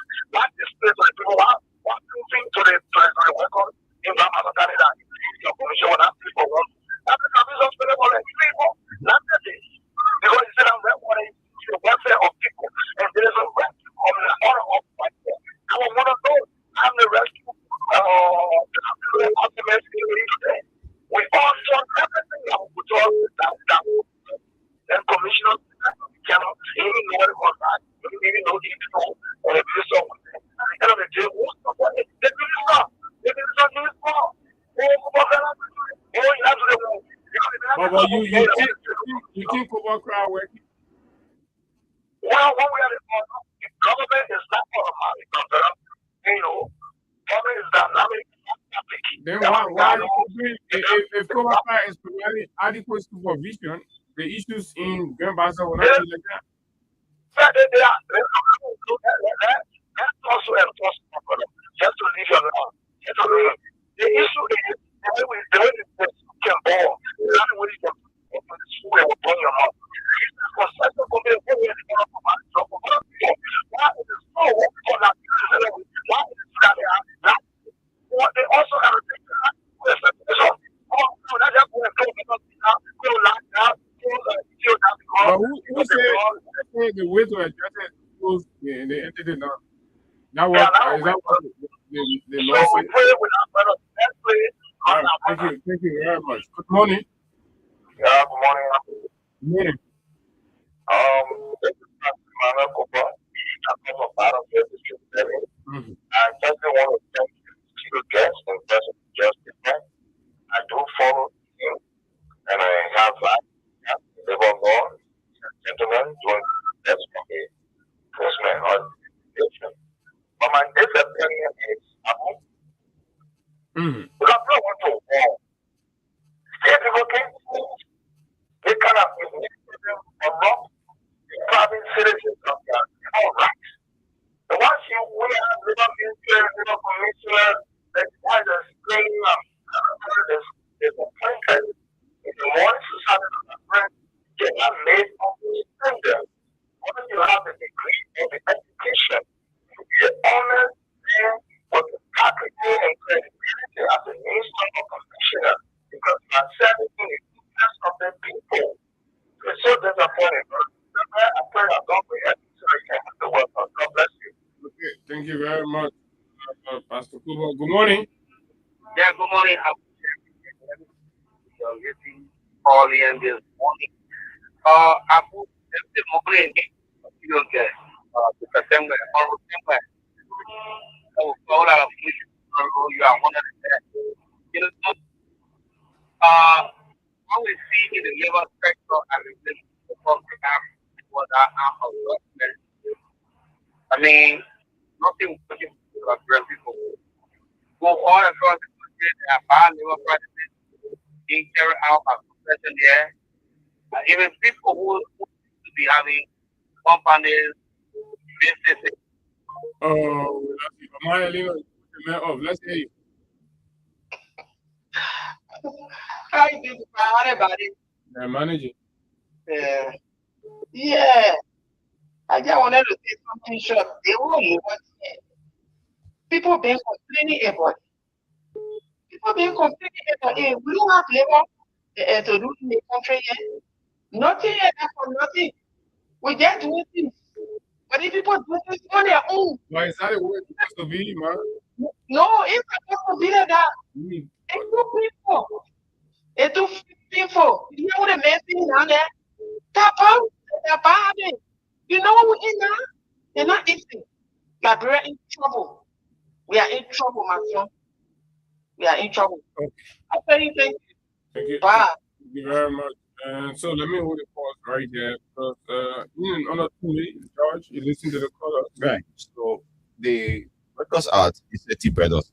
To be honest, this is not the first time that we have listened to cases from Seti Brothers. As a matter of fact, we were the first person that came up in this post-Seti Brothers incident that took place at the LPRC junction, where the workers were working with no oxygen masks and no safety gears, and someone had to die. We reported that case to the Assistant Minister on Labor, and he neglected that request that we made for him to invite the people for a hearing until 1 week later when someone died before they went there to conduct investigation. So these things are constantly happening. Abu, it is very easy for the Ministry of Labor to say they are mandating every industrial company in Liberia to have something called occupational safety and health committee. Why do you think it's difficult coming from the Ministry of Labor? Because the Ministry of Labor is weak. The sector has been mismanaged. The sector is compromised. The people don't have, of course, The people don't have interest in the common workers. As I speak to you, there are so many top guys at the Ministry of Labor that are threatening to resign their position because of how toxic the working relationship with Copacra is, because of how toxic and how engulfed. No, talk about that toxicity at the ministry. If you say that, what do you mean? Is it that people are not allowed to freely express themselves or do their job? Take for an example, some top guys, part of the executive committee board or executive committee at the Ministry of Labor, you have the right to conduct labor inspection unannounced because of the position given you. But the minister will say the only people that will conduct inspection will be a kingsman. The minister will say if the deputy inspector general for inspection at the Ministry of Labor, Daros, he will say any chance for inspection should be conducted through Daros. Are you also telling us that Daros is above assistant minister, deputy minister? No, but they have created that situation where only folks and cliques of the MDR will get in the paper and go out to Who's the conduct. Inspector General currently? The Inspector General is John. He is a new guy. John Camway, I think. From Dillon's office. Yeah, right. So he is the new Inspector General of Labor. What do you think about him? I don't know the guy. Is he a mayor of the area or And he's gonna be around? I read his profile, his CV. I understand that he has a degree, but his degree is not in labor, economy, and it don't have to be because that position is almost like an administrative position. But is he knowledgeable to what he's doing? That I cannot say because he just took office. We have his working relationship. He just took he's been there for some months now. I think he took office in December or November, one of them. So at least I mean, I have to see whether there's some kind of change or some indication of a change that environment. That I cannot say until we see how speedily he able to respond to the cases that we will be writing to them against workers. Do you see the signs that he's going to be better? What I see is that I have met the guy only once, and that day I went there to introduce myself. All of the inspection issues and all of that. Yeah, everything on his bill. He should be on top of his game. I mean, the sector is usually challenged, and we want to make sure that the head that's carrying that responsibility is knowledgeable enough. I agree, but whether he is up to that speed, that I keep saying, we have to give him a period of 6 months to make a working relationship. Other than that, there is nothing much we can say. But all we can say is that every communication that we have sent to the Ministry of Labor, we will always have a copy so that he is kept in the know of these things. And it is the only best thing that he tried to push to create some differences, because we know what Charles Brown did, and we know what Daros, the Deputy Inspector General, is already doing. We don't have any businesses that are on Daros' belt that he's preventing from paying local revenue. I can say to you, over 15 businesses that have not paid legal revenue to the government of Liberia in the entire 2025, and Daros is the reason. So we can say that to close, Abu, the issue of labor in our country is very paramount. The truth is, whether the sector will improve on the Minister of Copacra, I doubt it. Will it improve ever on Copacra? It will never. So the best bet is that, Mr. President, you will have to see reason to either dismiss Mr. Copacra or asking to resign. Okay, his name is Daros. It's George Stenger. And so we take the break with Crime Stopper. When we come back, we hope to have our guests on the final lap of the show right here. This is the Freedom Money Rise for Freedom 87.9. This break, we'll be right back. You can see it. So you can see crime. Don't tell your name for the record. Really can't take care of it. Crime Stopper, yes, bringing safety to your door. You reach out, if you see it, you do it for yourself. If you see it, don't keep it. I'm a part of report it. Let people bring safety to your door. Stop it and make it peace for them before. Stop on Liberia, on the center to interior. Keep it ourselves, let's stop it now for all of us. Let people bring safety to your door. Stop it and make it peace for them before. Stop on Liberia. On the center to interior, keep it ourselves, let's stop it now for all of us. Crime Stopper Liberia is your community crime fighting partner. Don't take the law into your own hands. Remember, if you see a crime, report it. This is a message from your own self, Old Man Sam Cyan. People bringing safety to your door. Stop it, cry and make it peace for them before. Stop on Liberia, on the center to interior. Keep it ourselves, let's stop it now for all of us. People bringing safety to your door. Stop it, cry and make it peace for them before. Stop on Liberia, on the center to interior. Keep it ourselves, let's stop it now for all of us. Okay, for Liberia, the official sponsor of the conversation right here. And yes, yeah, of course, this morning when I was coming, just saw traffic, just a huge breakdown around the, I think the TJY in there. But then at the time I was coming, I got caught up on small sim icons. I had to use, other strategy and never catch up with time. So it is most likely that whatever was causing that traffic, if it has not been removed, that means it's a serious problem coming down from Bartonsville. And my guest lives somewhere in Bartonsville. Either way, you have a small route, you stay in the traffic, or you stay on the side, you stay also in the traffic and all of that. So, but in the meantime, let's see what we can be doing. And I want us to go back to some of the events yesterday. And so yesterday, the president was reading the paper back. Okay, the pickup bag and pickup bag and then we left from there. I attended funeral service. But the news was that the memorial service organized for the late Alhaji JV, the last speeches. And I was taken back by comments made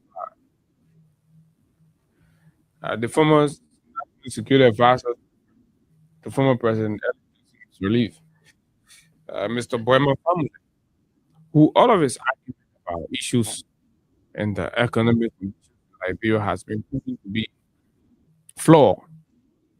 And you understand, because this man was complaining that George, we have made the economy like this, but this man was from Ghana that had the inflation, for example. The IMF had to run on a 10 years bill out or whatever, 10 years. And then people here say, IMF said, if we can sit on there, the country will collapse. That was the country he was in when he was documenting. And then IMF was putting positively about Liberia in terms of the efforts that's been made on the ground at the time, with Tue and the others presiding. And this is the language. This is the one that they cannot come to terms with. They're so bitter that the people that they doubted came here and disproved them. Came here and was able to connect communities. Came here and was able to build hospitals in 6 years.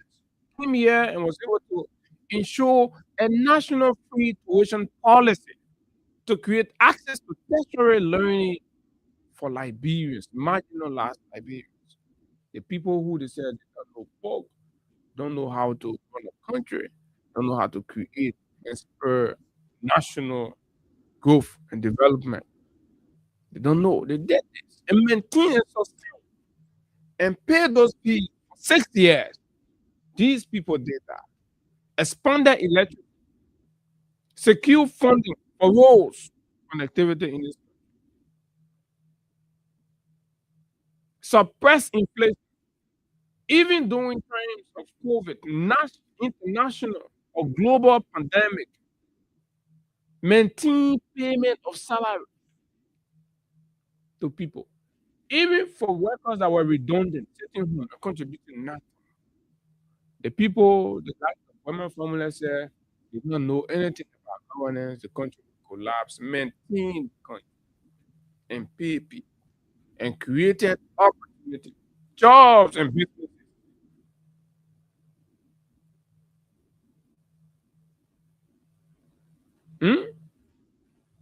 So to their dismay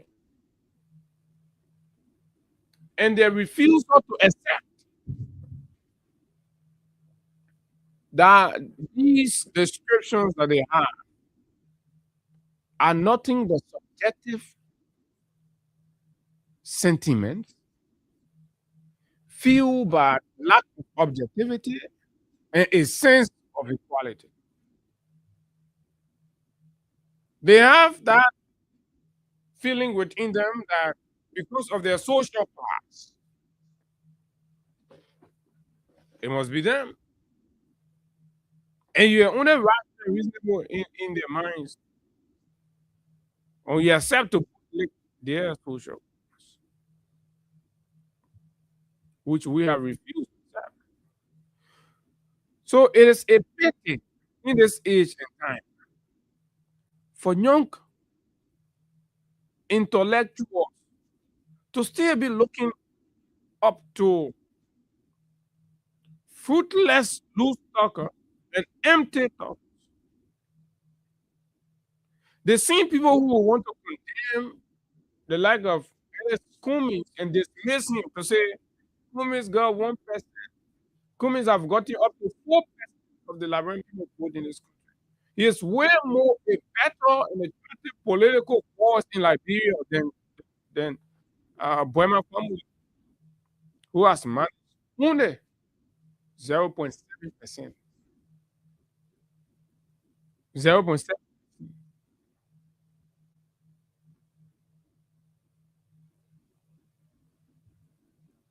You understand? He cannot even get 1% of electoral voters to say, oh, yeah, they may say, resonate with us. They may say, oh, yeah, they make life look like. No. Liberians are rejected. They continue to reject the life of women family because their life is not exemplary. Their life not exemplary in the real sense of the word. In terms of delivering what? So you just so the anguish is there. The Liberian to George Weah because George Weah is a man of impact. He's a man of empathy. He's a man of sympathy. He's a man that and no degree of it, no degree of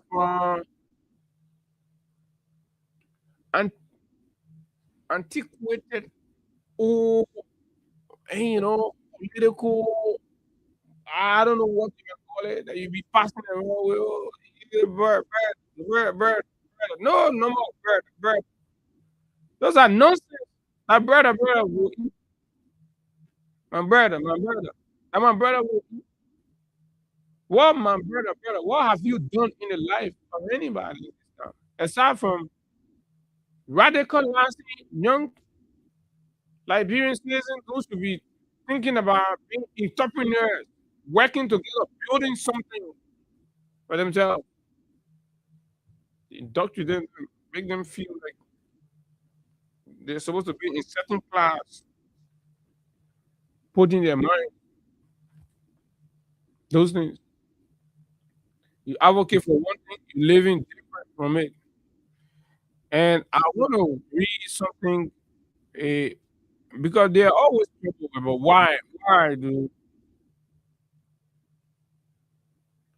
they're always trouble about why do the people of this country follow George Weah and all that. You have to check yourself. That's what you have to do. Okay, my guest is already complete, so he's almost here. So Tom will until a unity partisan right. Note. Most of my unity party people would not like this post, but I don't care. I do not work for Joseph Boakai. I support him, JMB. But I will criticize when I feel it's necessary. Some of you continue to ask and wonder why good number of Liberians love this man called George Weah. And this is the reality that people like Henry Fonda are struggling. They struggle all their life to grapple with. That they think they're so sophisticated, but when they go to the Liberian people, they reject them. 0.7. They reject them, they bring it back. Here's the account of the Unity Party on why Liberia, multitude, consider and follow George and not Boyman family. And that Boyman family will live without and frustration. The answer is simple: sense of sympathy. George Weah have continuously demonstrated a sense of sympathy for Liberians across all spectrum. A respect comes down. He does not condemn people because of their condition or because of their life. HB and his life will condemn certain category of human beings. They will not come around you. They will not do that. They will see you less of a human being because you don't speak with them. You don't say brother with them. Huh? Absolutely not. George Weah sees you in the garage, goes to you, he sit there with you, he talk to you as a brother. Comes down. Formula will not do that. Formula want to define his cycle. So this United Parliament say we are struggling to know why people love George Weah because he has a sense of sympathy, empathy, and humility. Humility comes down to everything. He sees people on the street, a millionaire, a global that who have decided to be in his own league. Like the last time I asked you guys, it's not something very profound.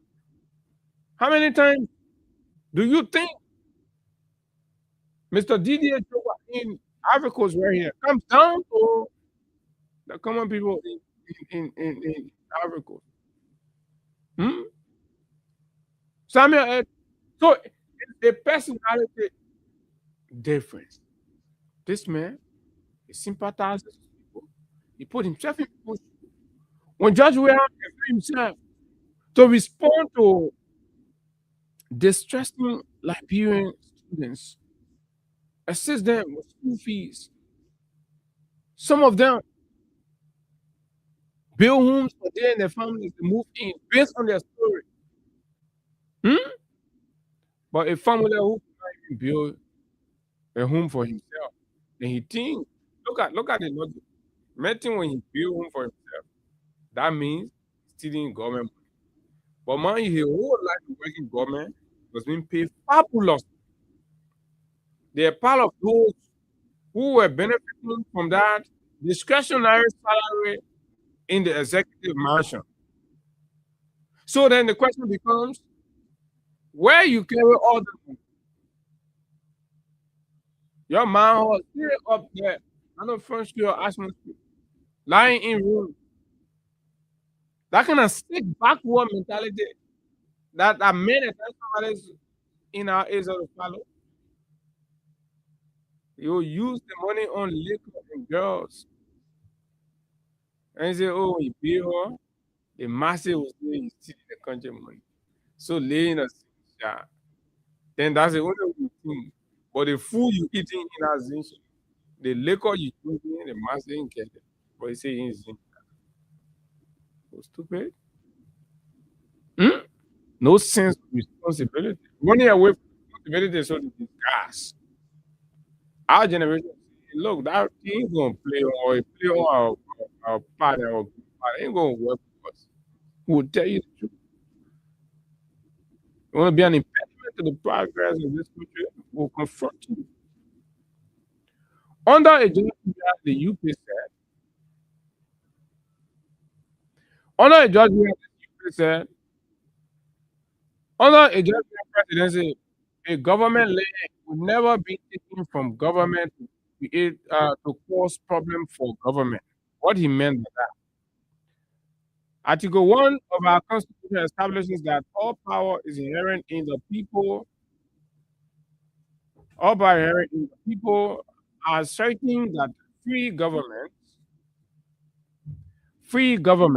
are created by and for them. Army land, in the wisdom of this UPs, Army land is the people's land. They should have never been treated in that form and manner. We who have understood if the land was a private property. So it means army people and not the government people. The country. So if the land for the army and the Liberian people, you go and move it in that form and manner. When say under a judge, no impact is sympathy, you have thought it differently.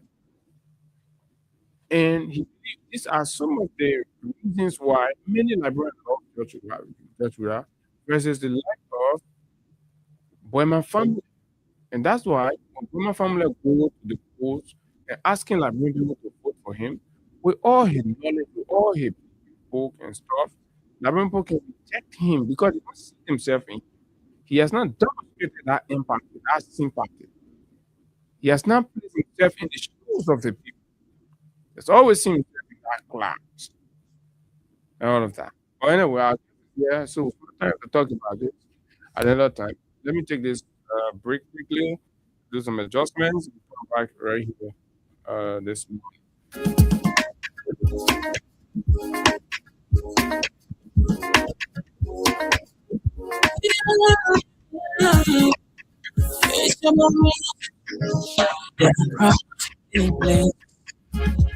We coming, you know, you can see. So if you cry, don't take your hand, we're at authority. That it can't take care of it. Come stop loving us. When you set up the door, now you reach out the door. If you see it in your pocket, you need to check. Do everything. If you see it, don't keep it. My part of the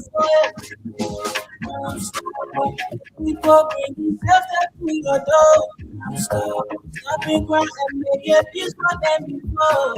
Come stop Nigeria. On the second of Nigeria. Keeping us in the stopping crying for all our own.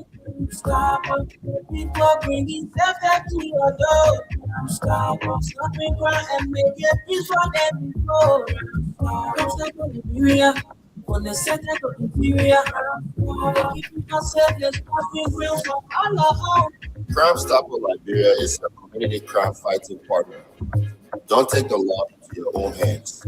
Remember, if you see a crime, report it. This is a message from your own self, Old Man Simpson. Okay, Crime Stopper Liberia, and of course we have to take this one down to just go right across the table and bring in our guest right here, former Representative J. Gabriel Yinka, and of course he's been making some media rounds. We thought to bring him also to yeah, exactly. Good morning. Yeah, thank you for the opportunity. It's a pleasure for having me to be here this morning. It's an opportunity to share my thoughts, via your network with the public, and hoping that will shape some of the narratives and public policy continues to move. Thank you again. How's life been with you? Well, see, quiet, Especially out of man. yeah, have sufficient time to reflect, to rest, to do some other things. As you know, I run the church, as a senior pastor. Okay. And so it has given me ample time to even take out some quiet time, do some meditation, do some reflection, do some studies. I mean, I found it, in fact, quite internally comfortable, and I'm very, very reluctant right now to come back to government. Oh, really? Quite reluctant, And That's why I'm telling people. the Holy Spirit captured fully. Yeah, when you come on the radio, think that you come to create room for the job, and then we pass that stage, at my level now. Of course, when Yeah, if I'm admitting, I want to, if I, as part of my civic responsibility, they want to put it civic responsibility to the state, to be able to contribute in whatever manner, form, or shape I can to the growing development of the country. However, it will be my exclusive province to decide, what I want to say, what I don't want to say. I'm not sure whether at this point I'm prepared to say that's the thing about it. when you said, let's look back a little bit. When you said before, in the capacity both of the and the executive branch of President George Weah as lawmaker and all that, when you look back on it, what do you see yourself about your contribution to the country in those regards? Well, it's a tough call, to be asked to evaluate one's performance or achievements can be a little bit shrouded in arrogance and misconception, But again, usually I like people to see. But I remember Chinua Achebe wrote one of his globally acclaimed novels that the laser that jumps from a particular oracle tree, usually shakes his head when it lands on the ground. Because it tells us that there's nobody to applaud me on this achievement. I should applaud myself. So usually when it drops from that height, the applause is applauding, And sometimes you put your service to that. No, sometimes it's good to act like that lizard, right? Because you don't wait for people's validation, But yes, I think we did our best. I've always argued, as we say it here, that with all respect, due respect to all the even re-election 11. Yeah, that was a people's evaluation of my service, and then but let's put it this way, it can be likened to the loss of former President George Weah. Do you call that loss rejection? I'm not sure, because in a country of more than 1 million voters, if somebody wins by a paltry 17,000, it's not less than 1% in terms of differential. It doesn't amount to rejection. It's too slight to say, because if you are rejected, it will show. The indicators will be very clear. So you should be rejected. For instance, somebody should be getting 90%, getting 10%. Does that go to say you weren't rejected in this? No, I don't believe I was. And it speaks to the fact that even now, I'm calling on me, for instance, on Sunday. A lot of people keep calling on me, and I think I'm not prepared to go back, like I said. So I want to be out like about 100 of my political pivots, put us in, and let them just know that I'm not coming back to 2029. I want to be very clear. If anything, I will support original compliment Dr. Thomas Nyemetwe. You understand? Yeah, but just that. But why do you think that people will be reaching out to you? No, because of my services. Because of my services. Is there an apparent vacuum, or I think the regret is apparent. The regret, that we thought Liberians always think that the next person will do better, and that's the same thing with the national situation, right? That even though I made some lapses and but all humans don't be perfect, when we along with President Weah led the country, people now can see that had they known, if they had the opportunity to decide now, they would have meeting President Weah.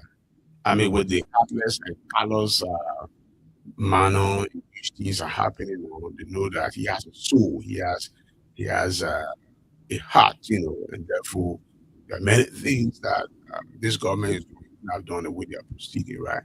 So again, like I said, the people keep referring to, because when you go on the ground, for instance, we imagine when we took over in 2012 as representative, there was absolutely no public electricity in the entire Bannersville. The road between Bannersville Junction and there's a place called Bannister to the west at the gas station. It was paved long ago by the late President Samuel Doe. I know I was a kid when he came to dedicate that road. I was still living along that belt. And that road started wearing out in ways that made mobility quite unpleasant. And beyond that, from Bannister to go through Keba and then through Dixville to get to Kawe, it was practically a no Impossible. Yeah, completely impossible. In fact, that road, some of the roads is, So when we had a huge challenge, first with the infrastructure along the road, and then even the electricity situation.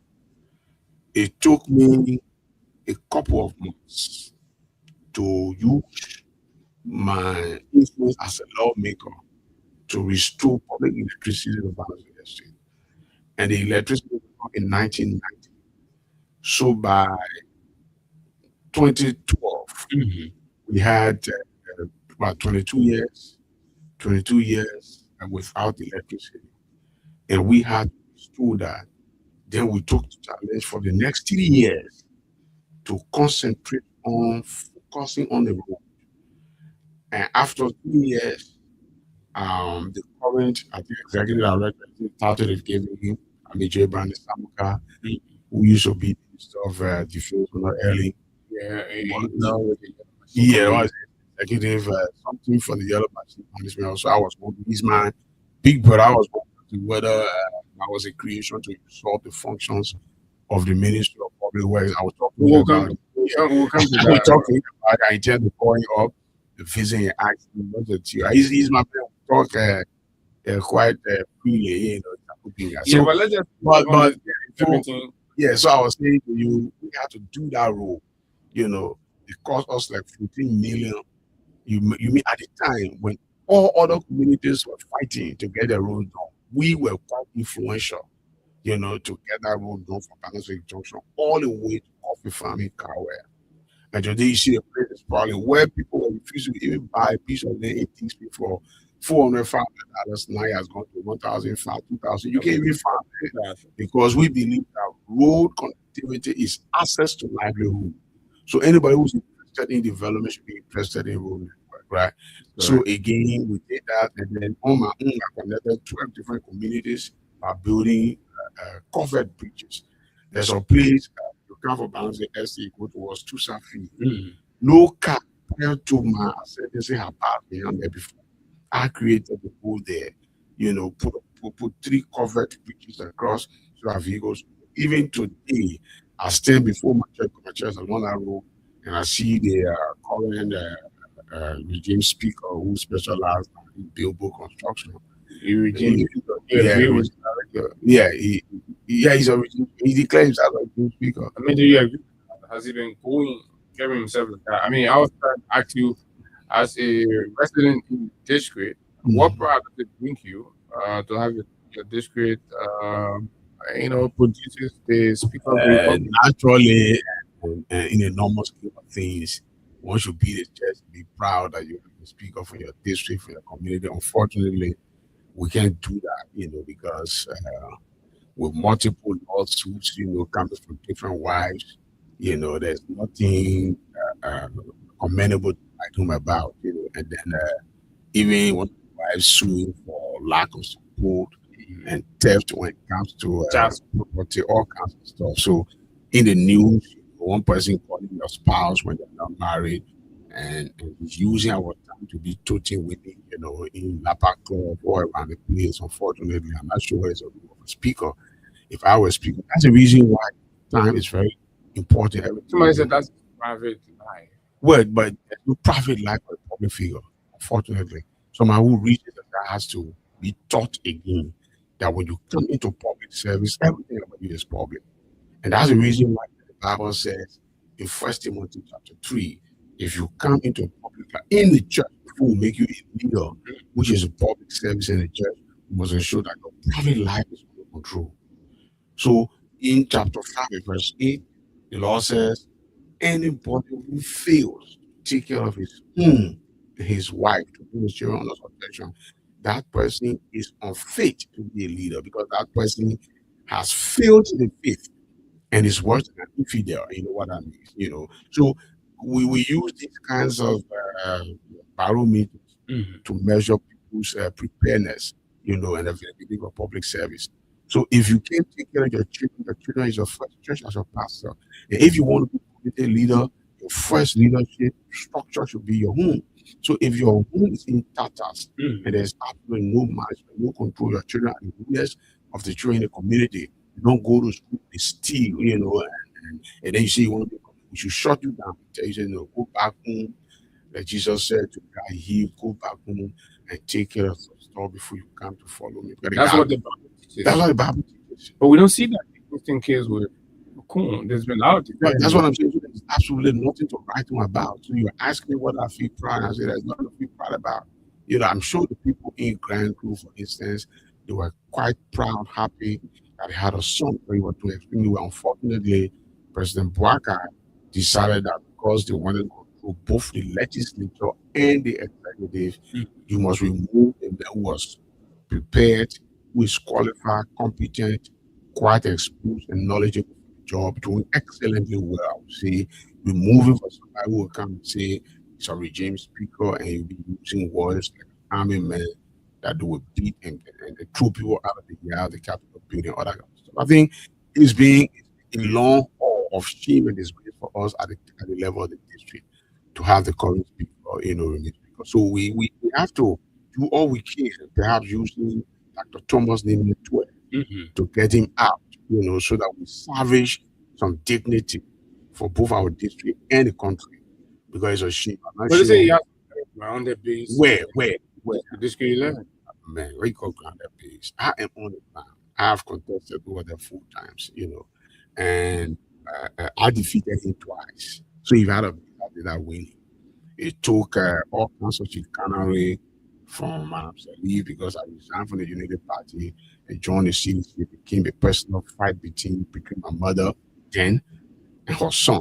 So once the man left, he would not be returned. It was a clear man. And she was president.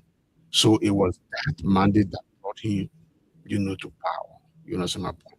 He had to take the sitting government and its different kinds of strategy to bring it to power. You don't have a base. Look, the last election we held in the district, I did not contest, for instance. There was a young guy, hardly knew, never done any community work, nobody knew about the election. Citizen put it on the ticket. The only difference between the guy and the speaker was like 1,000 votes. You know, the guy got, I mean, this unknown quality of a political person, how the speaker took up to his neck. And then he said he has a base. You know, I don't see the base. It is Unity Party that keeps, you know, promoting and but if we had an opportunity, for instance, we go solo, forget political party alignment, put Yekan in his Kun. Kun is a gunner, so don't deal. You know, on his own, he has absolutely nothing to show. Nothing to show. I mean, for how many years? It's going to be 12 years, 15 years, so he has 9 years to his credit. And we don't see anything. We have 5 years. I was completing the unexpired tenure of the late Napoli piece of this artist. We did not even have 6 years. But in the term, 22 hand pumps, you know, our scholarship list went up to 161. We have people in schools from Kawe all the way to D3 to Kirba, to Bannersville. I mean, our student program was so elaborate. Okay. That we did a whole lot in there. So usually I don't like to, but because we are coming back, and we on a true redemptive mission. You know, when we are coming back. Yeah, we are coming back in the form of bringing that to where, so that we redeem the district, you know, and bring some sanity, governance across that sphere. You know, we can't allow boyfriend, girlfriend, you know, to be clouding leadership in the country. I mean, you should have done when you were 14, when you were 18, 19, or 20, 25. You know, this is not the time. It's time for serious governance, national level, having boyfriend, everything, treating people in Lapa, so in Lapa, so moving over the place, using our personal understand the time you are sort of considering policy issues, tweeting policies. People also to respond to you. You know, well, I mean, I don't know who's there to respond. I have a Geo brother, that's smart young man. Unfortunately, I think he agreed to take the job because an opportunity at least to put food on his table. The country is hard. You know, if he had any other option, he would agree to take that job because he knows what I'm talking about. He lives in the community. So he knows the kind of degradation the election of this has brought to our place. Who's the young brother? You know, talking about Vesely. You know. Oh, okay. Yeah. Okay, let's go a little bit. National issues.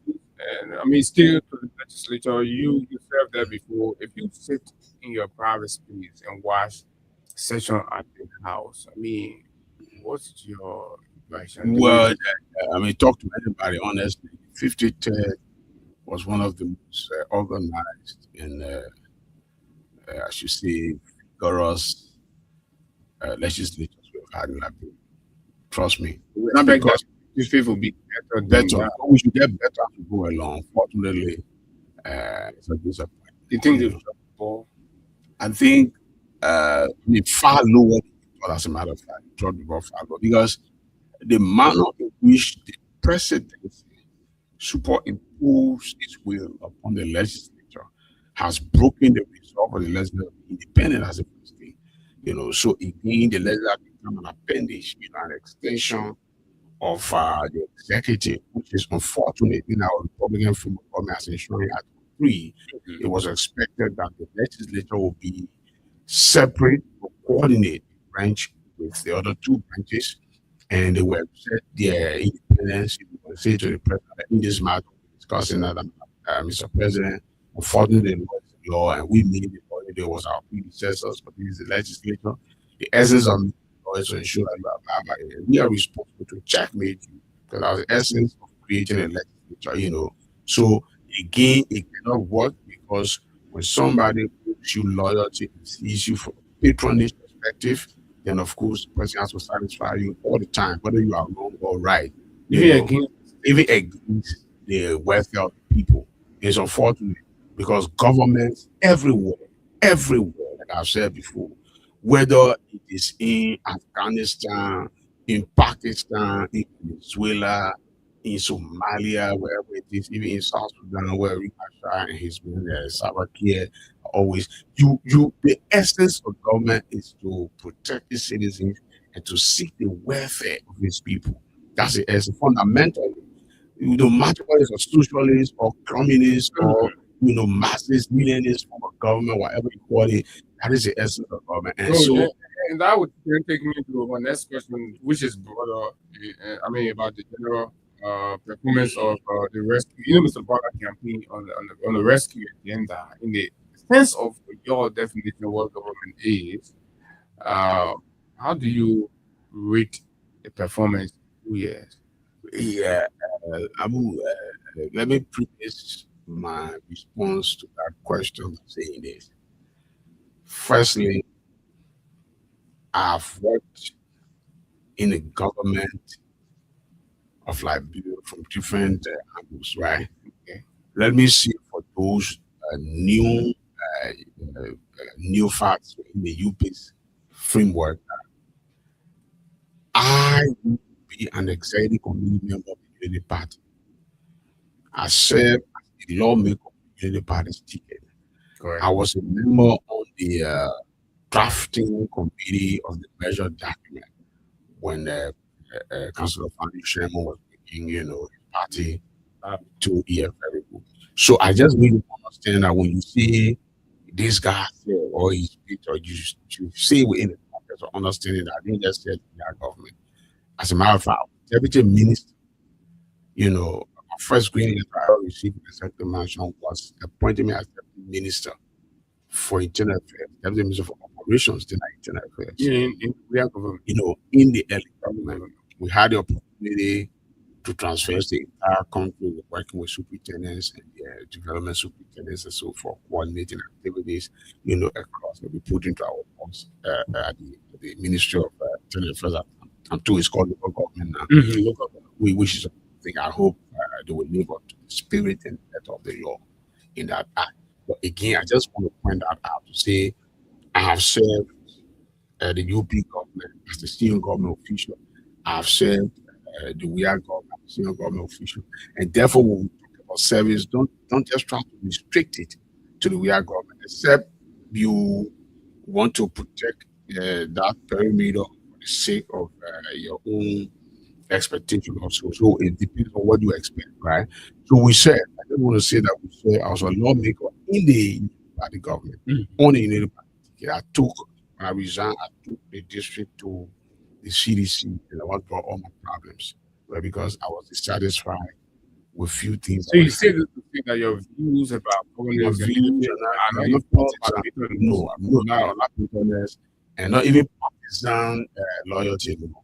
You know, I pride myself with being a radical nationalist. I've read too much literature where I try to beat my chest on revolutions all over the place. And, you know, my first, my degree, my undergraduate degree, you know, political science economics. I wanted to do international relations. But the system, it doesn't recognize that. For them, it's unfortunate. How you UP or CDC, and if you are CDC, then you are enemy of the state, so to speak. And no matter your qualification, your competence, your experience, you don't deserve a place. Every discipline in critical forces, which is unfortunate. Your president should be able, because based on his age, his experience, he's an elder state person, he should recognize. And you can be. I have seen the president talk from two sides of it, for instance, where you say you are calling for reconciliation, and then you are also calling people hooligans and going after them, you know, I mean, illegally and so forth. You can reconcile that. So we have said, so when you talk about, you know, we have, for instance, we challenge Madam Sirleaf to certain things, clear cut. In fact, let me say to you, for people who don't know, that one of the reasons why I resigned from the United Party, I felt insecure, because I started differing with policy decisions. And it got to a point where people saw me as a spy. One time, Madam Sirleaf spoke to me clearly and said, she invited me out to the mansion to be at the Foreign Affairs, you know, and she said, man, have you joined CDC now? I said, no, I don't know CDC. Well, CDC was the big opposition to about then. So maybe for her, I spoke on issues of national concern. She had thought that, I said, no, I'm still an executive member of the party. But Madam Sirleaf, this is in good faith. I remember clearly this is bad faith. You know, we talked about it. It was an issue I was different. But again, that's who I am. And that's the reason why, you know, I've decided I'm not going to be a member of any political party like you anymore going forward. Politics, because it makes it difficult for me. My conscience should not be at variance with my actions. You know, I'm a man who live by my conscience. So if I'm a member of the group and the group unanimously decides something that I think is wrong, group dynamics require that you support, you know, the group's decision. I find it difficult to do, because when I go home, I have to sleep with myself, not with the group. And then I may have sleepless night because I'm thinking this decision is going to cause problems, and I'm supposed to be part of a group that will cause problems. So I prefer coming out to see that even though I belong to the group, but I don't stay with the group on this particular school. And those are the parts I group. No, I don't regret at all, because I've always put my mind. So if the group were going left, I thought we should have gone right. And as a member of the group, who expect all of us to go left, because that's a decision, I will come open, I will come clear and say, no, I'm a member of this group, I'm not supporting this decision. I'm going right. I still going right. I did this before, for instance. I remember, maybe to share some thoughts. I'm sitting as a lawmaker, and the CDC then chairman, Sulu, right, have applied for, how you call it, permit, not to demonstrate, not to protest, but to commemorate the unfortunate death of a CDC Liberian citizen, a CDC partisan, who was killed in the incident after the election of 2011. Right? Just forgot his name. And I came out clearly. I wrote the Minister of Justice then with Dr. Christian Attar to say it should be collective shame for us as Liberians to be going back and forth with one group of political people on whether we should give them a permit to assemble and commemorate the death of a Liberian as a result of politics. More than 250,000 people have died. I think their blood sufficiently should water our political group. For one additional person to die, I think we should take it as a scar on our conscience. And I will expect that the government will not be giving buses, food, and other things to say, let's do this together. To remember that nobody should die again because of going to elections and because of politics. Okay. And it costs you dearly, right? So even under the administration, you remember what I said, for instance, that the litigation that was going in against Brani Samka when he won the election in Lofa was more political than illegal. People said, people went to the president, I can remember the office as a senior advisor on communication, speaking against, the president said, well, man, yeah, so that's how I put with me. If you don't understand the whole thing, but I'm a good friend, I tell you exactly what I think is right. I don't. So that's how we operate. So you ask the question, how do I feel? Well, the guys are trying, but under the current condition, I don't expect them to do much because the presidency is conscripting the flexibility, the ability to question things in government is going to be completely inflexible. They're being squeezed in the corner because this president is imposing his will. You think so? Upon the legislature, which is wrong. Shouldn't be the case. I mean, to call Gregory, for instance, the police IG, instructing to take a group of armed police officers to beat lawmakers on the grounds of the legislature, that was beyond imagination for me. Even under Samuel Doe, when the PRC took over, they never went to that length. They were beating people, yes, in the street, for overtaking the vehicles, but they never desecrated the iconic structure of our governance system by taking armed police officers to go and beat lawmakers in their offices. This is a grand disagreement. This is where we are supposed to disagree. This is where people come when they are demonstrating or protesting against the government, consistent with Article 17. This is where they're simple. So that ground is supposed to be sacrosanct, protected to reflect our democratic values. When you begin to take men, who are authorized to carry arms to go in there and beat lawmakers, then we are in serious trouble. Okay, we're in trouble and time is fast spent, but we see how we can squeeze another 2-3 talking points.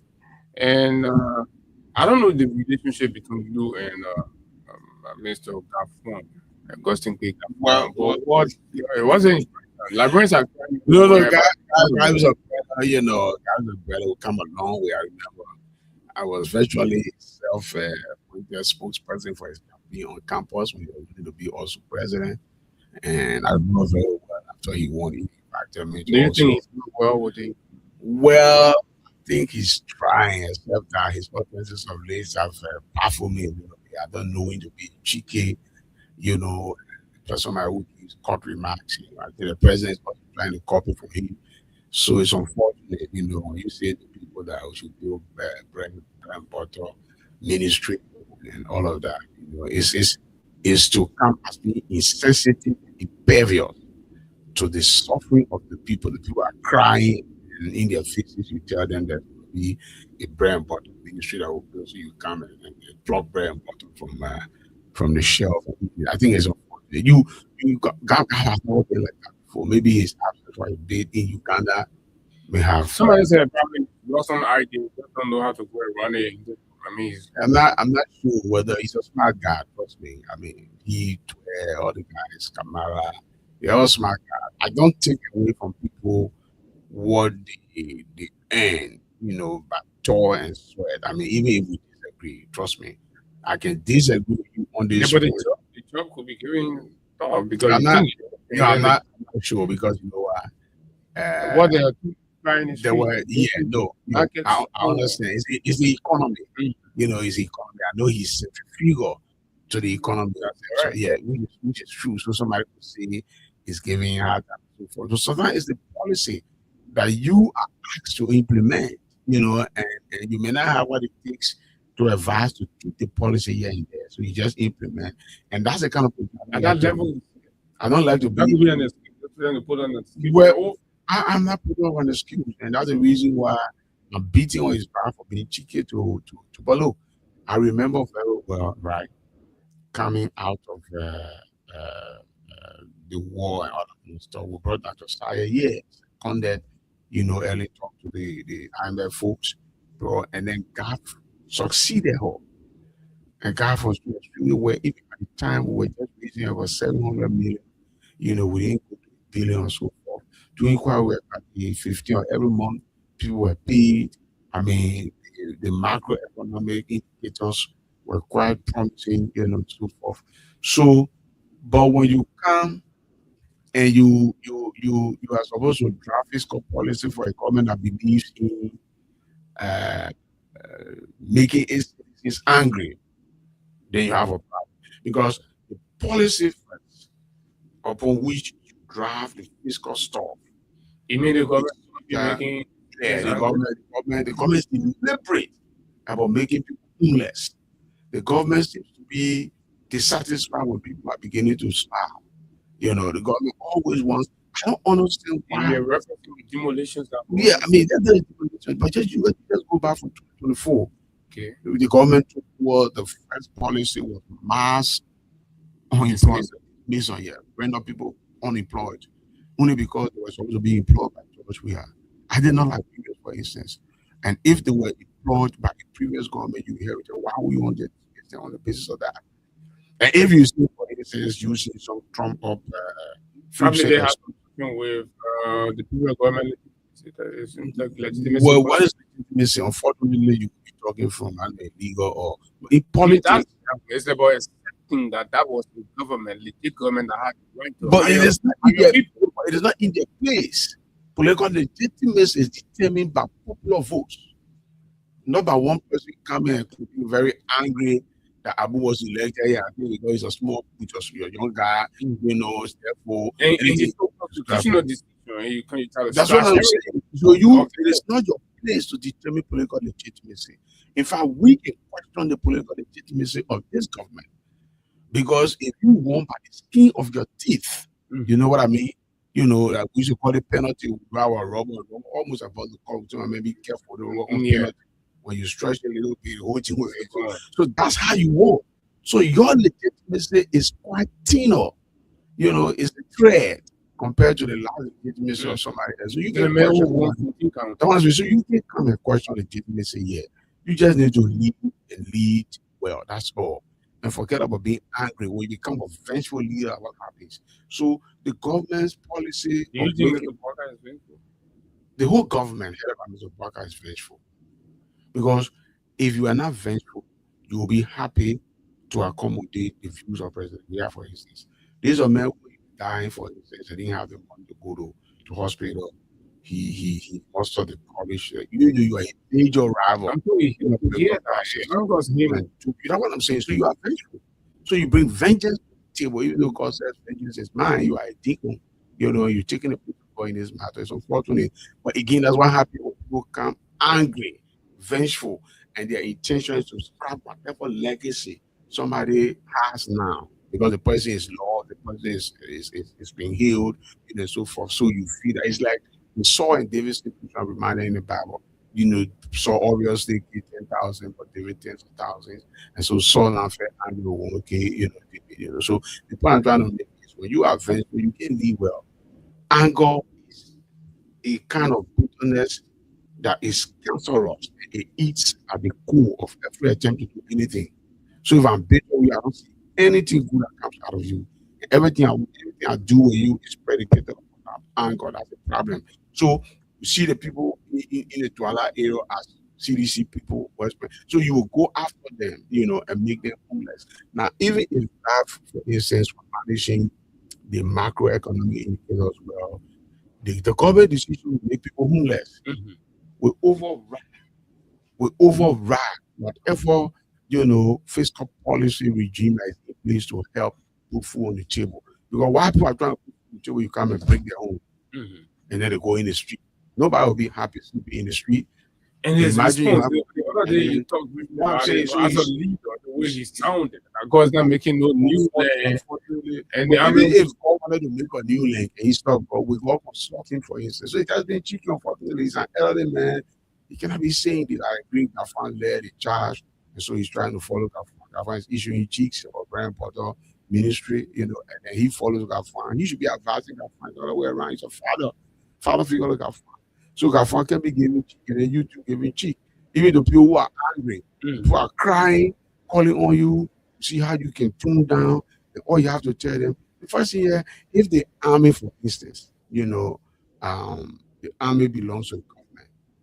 The very people you are making it is the tax dollars that are being used to pay the army to cater for the army and so forth. I remember when that barrack was constructed, I hope it was going to be an interior, because the whole freeway was a forested land, So barracks are normally not built in the city center. They are built in the interior parts.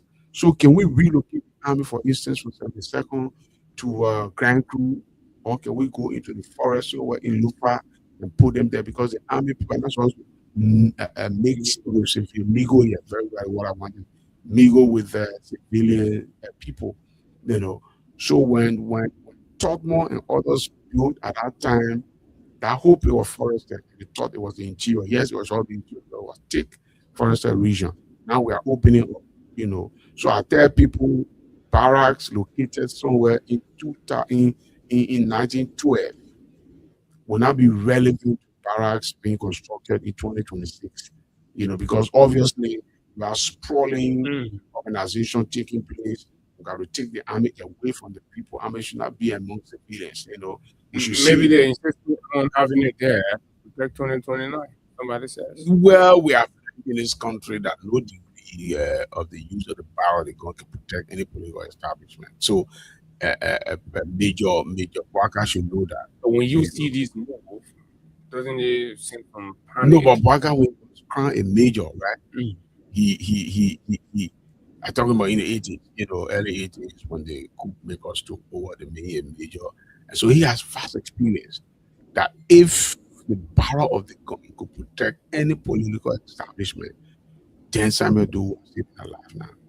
Trust me. I'm sure he's aware that the government, where he said was major and he was a minister of agriculture, that government was booted out by just ragtag people coming with guns. So when the people get angry, no amount of barracks built around town can help you. I mean, history has shown that repeatedly. On this debate, there's this debate about, between the UPS and seditions. Seditions hold that Mr. Weah will come back. The UPS think Mr. Weah will not come back. And do you see a chance? Well, let me give you my honest opinion. I believe very frankly that looking at everything that's happening, if it's too early. No, but if one person decides to come back, all those things come back. Because this government, every step it takes is easing the Weah's return process. When you take decisions to flagrantly violate the laws of the country, you expect that people who are law abiding will not support you. And we have our partners who are also looking. They may not have authority given international relations regime to question some of the things you do, but they get to know that we cannot put confidence in a presidency that does not respect the law. Because if anybody wants to do business here, they want to know how legal, the climate is. If I invest here, it cannot be protected. So they go by the law. But if they are aware now that the establishment of the team, especially we are hearing that there's a rumor about terminating the terminal. Well, what I'm saying. So, but it should tell you that from day one, the greatest iniquity of this government is the butchery of our laws. From day one, government has butchered, even to the extent where government disrespected the opinions of people. No government has done that from 1847 till now. So it's clear that even if you get a ruling for the Supreme Court, it will not take effect because the government that is supposed to enforce the law is cherishing, violation of the law. They say no, that landlord will care for it. To hell, we're not going to enforce it. So where do you leave civility, for instance? So there are people who are concerned, but come on the ground. The majority of the voters, the people who make a decision, they are ordinary people who every day either you are breaking down their homes, or you are sacking them en masse, or you are arresting their motorbikes and their kekes, beating on them and all that kind of stuff. And the economy continues to be tougher and tougher. People can no longer afford even one, square meal a day. And you expect that these people will be happy. Of course, they will reflect and say, we are time, even though it was not very important, but comparatively, our life was better then than now. And therefore, we'd rather go back to then as opposed to taking now. So again, it is your own doing. In I was of course before, and we tell our players, if you are going against an opponent, we tell to play 4-4-2, which is a regular formation, and we see that the adversary is defensive. I play 3-5-4, 3-5-3. So we move more people into attack, but there's no need keeping full defenders. According to but the guys are not attacking, so we attack more. But if they start scoring their own goals, then we can just protect, them from scoring against us. In this situation, to make comparative stuff, the CDC has virtually nothing to do. Just say, organize themselves, just wait, because the Unity Party folks are shooting themselves in their own legs, scoring their own goals. So they protect your goal so that they don't counter attacks. If they score 3 goals against themselves, you don't have to score. And you take your attackers off the field. You take advantage of that, and then 3-0, you win the game. So again, you don't attack us well, and they need defense, but they're scoring their own goals. Okay, they're scoring their own goals. So lastly, I think I can feel like 2 calls were way out of time. Yeah, no. Why did you oppose Cornelio Crato? You have no, we need to correct that first. Sorry for being a little bit discourteous. When you say, what did you oppose Cornelio Crato? Then you are mutilating my position. It means you should go beyond. No, why did you oppose Cornelio Crato's appointment? Not Cornelio Crato. Oh, you say Cornelio Crato? I was talking for a nomination. You did not let me. I didn't get it clear. I say, what you opposed to? That's a nomination. Was at a point where you're nominated. Yeah, I'm not opposed to her at all. I mean, her nominate the president's decision to nominate her. So my opposition is actually at the foot of the executive mansion. Okay. It's just that it's the one appointed and therefore or nominated and therefore her name will come up, But let me be honest with you. Is she qualified? Yes, she is. Is she competent? Yes, she is. Has she proven by experience that she can lead? Yes, she has done so. She's been Deputy Minister of Administration at the Ministry of State. Even though she was at the center of the I know. That was the policy. I see things that is affecting CAF. Is CAF qualified? Yes. Is he competent? Yes. Does he have experience? Yes. But he's driving a policy that is inhumane and not human-centered, and therefore people will cry. It doesn't mean that he doesn't have the qualification. I hate to be in that kind of twist. So I will refuse in the end you ask me to leave or I'll resign. That's the reason why you see people don't understand why I resign on policy grounds. If you read my letter that I wrote when I resigned in 2014 for the Unity Party, I said 2 things very clearly. Okay. I believe that there was no confidence, in the presidency. The presidency had lost the trust of Liberian people, and also I lost the fight against corruption. Those were my 2 reasons, because we kept pushing and pushing. We could see that, So again, would God want to write the president and say, unfortunately, your policy of governance does not jive with what we want to do here, and therefore I'm leaving. Now it's left for him to do that. I'm not sure whether he wants to do that. But if he continues like this, he will be quite unpopular. And people will think that he's not qualified, he's not competent. But yeah, he's a quite, like I said, he's competent, qualified. But there's a law. The law is a law.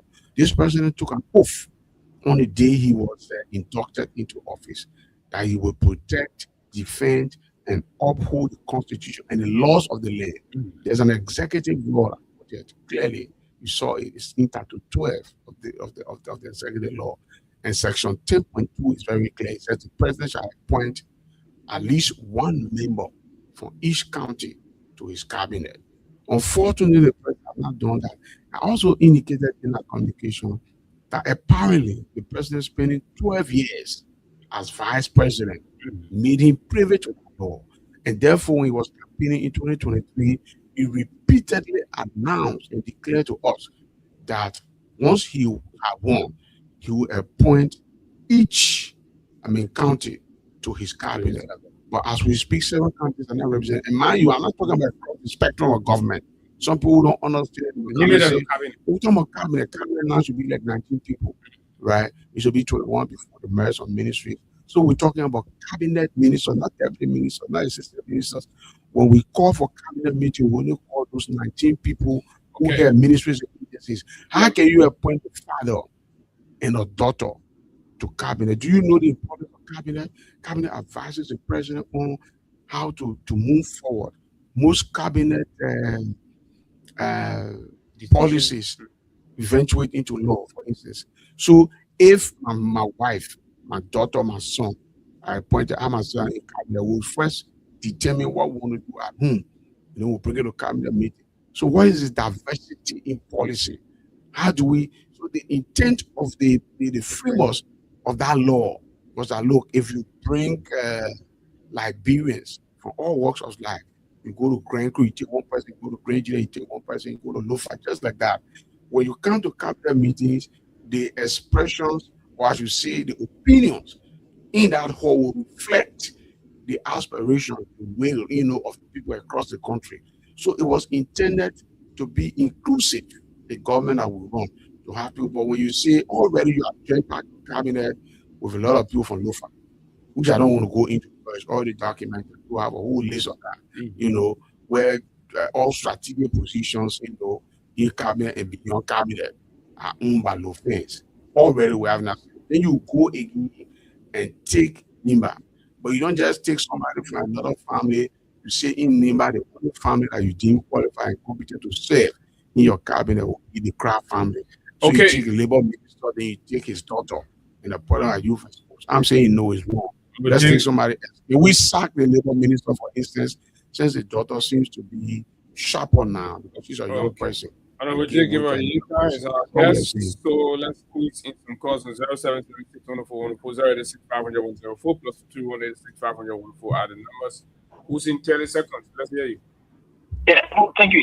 Just a thing, please. I beg you. 30 seconds. Yeah, Abu David. Abu, I have a thing in District 11. 2011, Kepa Yinka. Stop doing that thing. No, I have a this view. You understand?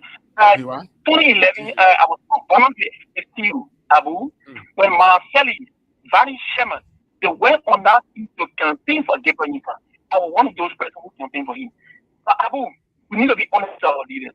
You know what he said about we are? Let me repeat that so it can be on record. Time is up. Unfortunately, you just stay 30 seconds. Let me take. Good morning. Yeah, good morning, Abu. Good morning to the veteran. Representative. Go ahead. I'm EJ Joe, and I call you from District 11. I just want to commend the former lawmaker. I love listening to him. Thank you very much. Love listening to him. Good morning. Yeah, good morning, Abu. And let me say good morning, Yinka. All that we are experiencing today under this government, it is shared ineptitude by the president. This president, I do not think that this president will even high time to form his cabinet. But it took the president barely a year to form this cabinet. That he had not even formed it the way he should have formed it. Okay. Thank you very much. Time is actually not our friend. Let me squeeze this last one. Morning. Oh, thank you very much, Abu. And thanks to my knowledgeable people of Gabriel Niga. For the American nations, product, robot. And I joined you this morning from our unknown destination. But what you going to shoot yourself? The justice from or go ahead. Yeah. So, people, you are king. I always tell you that you are king, and not for admiration. For your company. You are a man, I don't have chance for everything. And I want to do I want to be in car for you.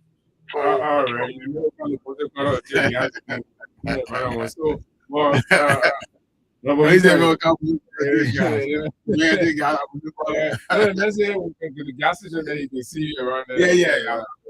Usually around yeah, I'm sorry. Yeah, I know. One time to do this. Obviously, I did not go to Sky this morning. That's when I need to know that I was in town. I've come straight here. We're going to start, but we'll do this another time. But let me just say again, the communication is clear. The communication has absolutely no angle against anybody who is qualified, competent. And so I can suggest the president, if you want to keep, because in fact, I saw a vision for the ministry. To be honest with you, if he wants to stick to that vision, it's going to be revolutionary, So you want to just remove a part of your ministry and allow her, I think, first person to ask the chairman, my best friend, and the rest of the senators to confirm, but in fact, not because they had it yet, I think they could yesterday, if I'm not mistaken, because she preached. So it's not about having any liability for the young person for the matter. I have never done that. I will never be envious enough to prevent anybody here. But again, the law is the law. Let's encourage the president or the prologue to honor the law. This is not anybody's private farm. It's not heritage for anybody's grandfather. Liberia belongs to our right to this peace.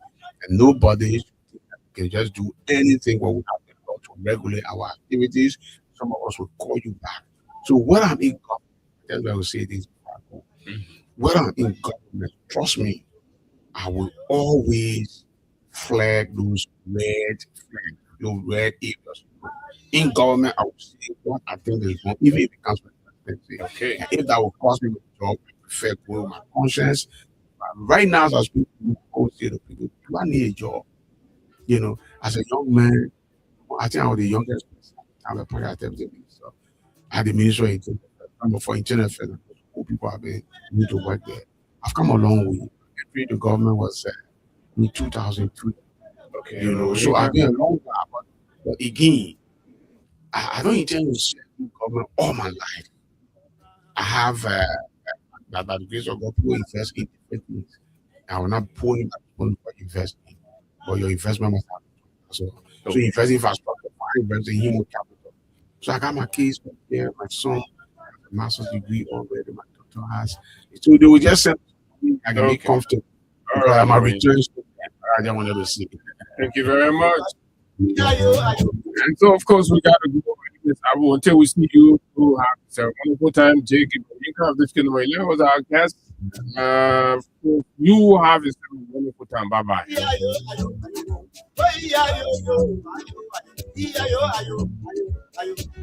Beauty.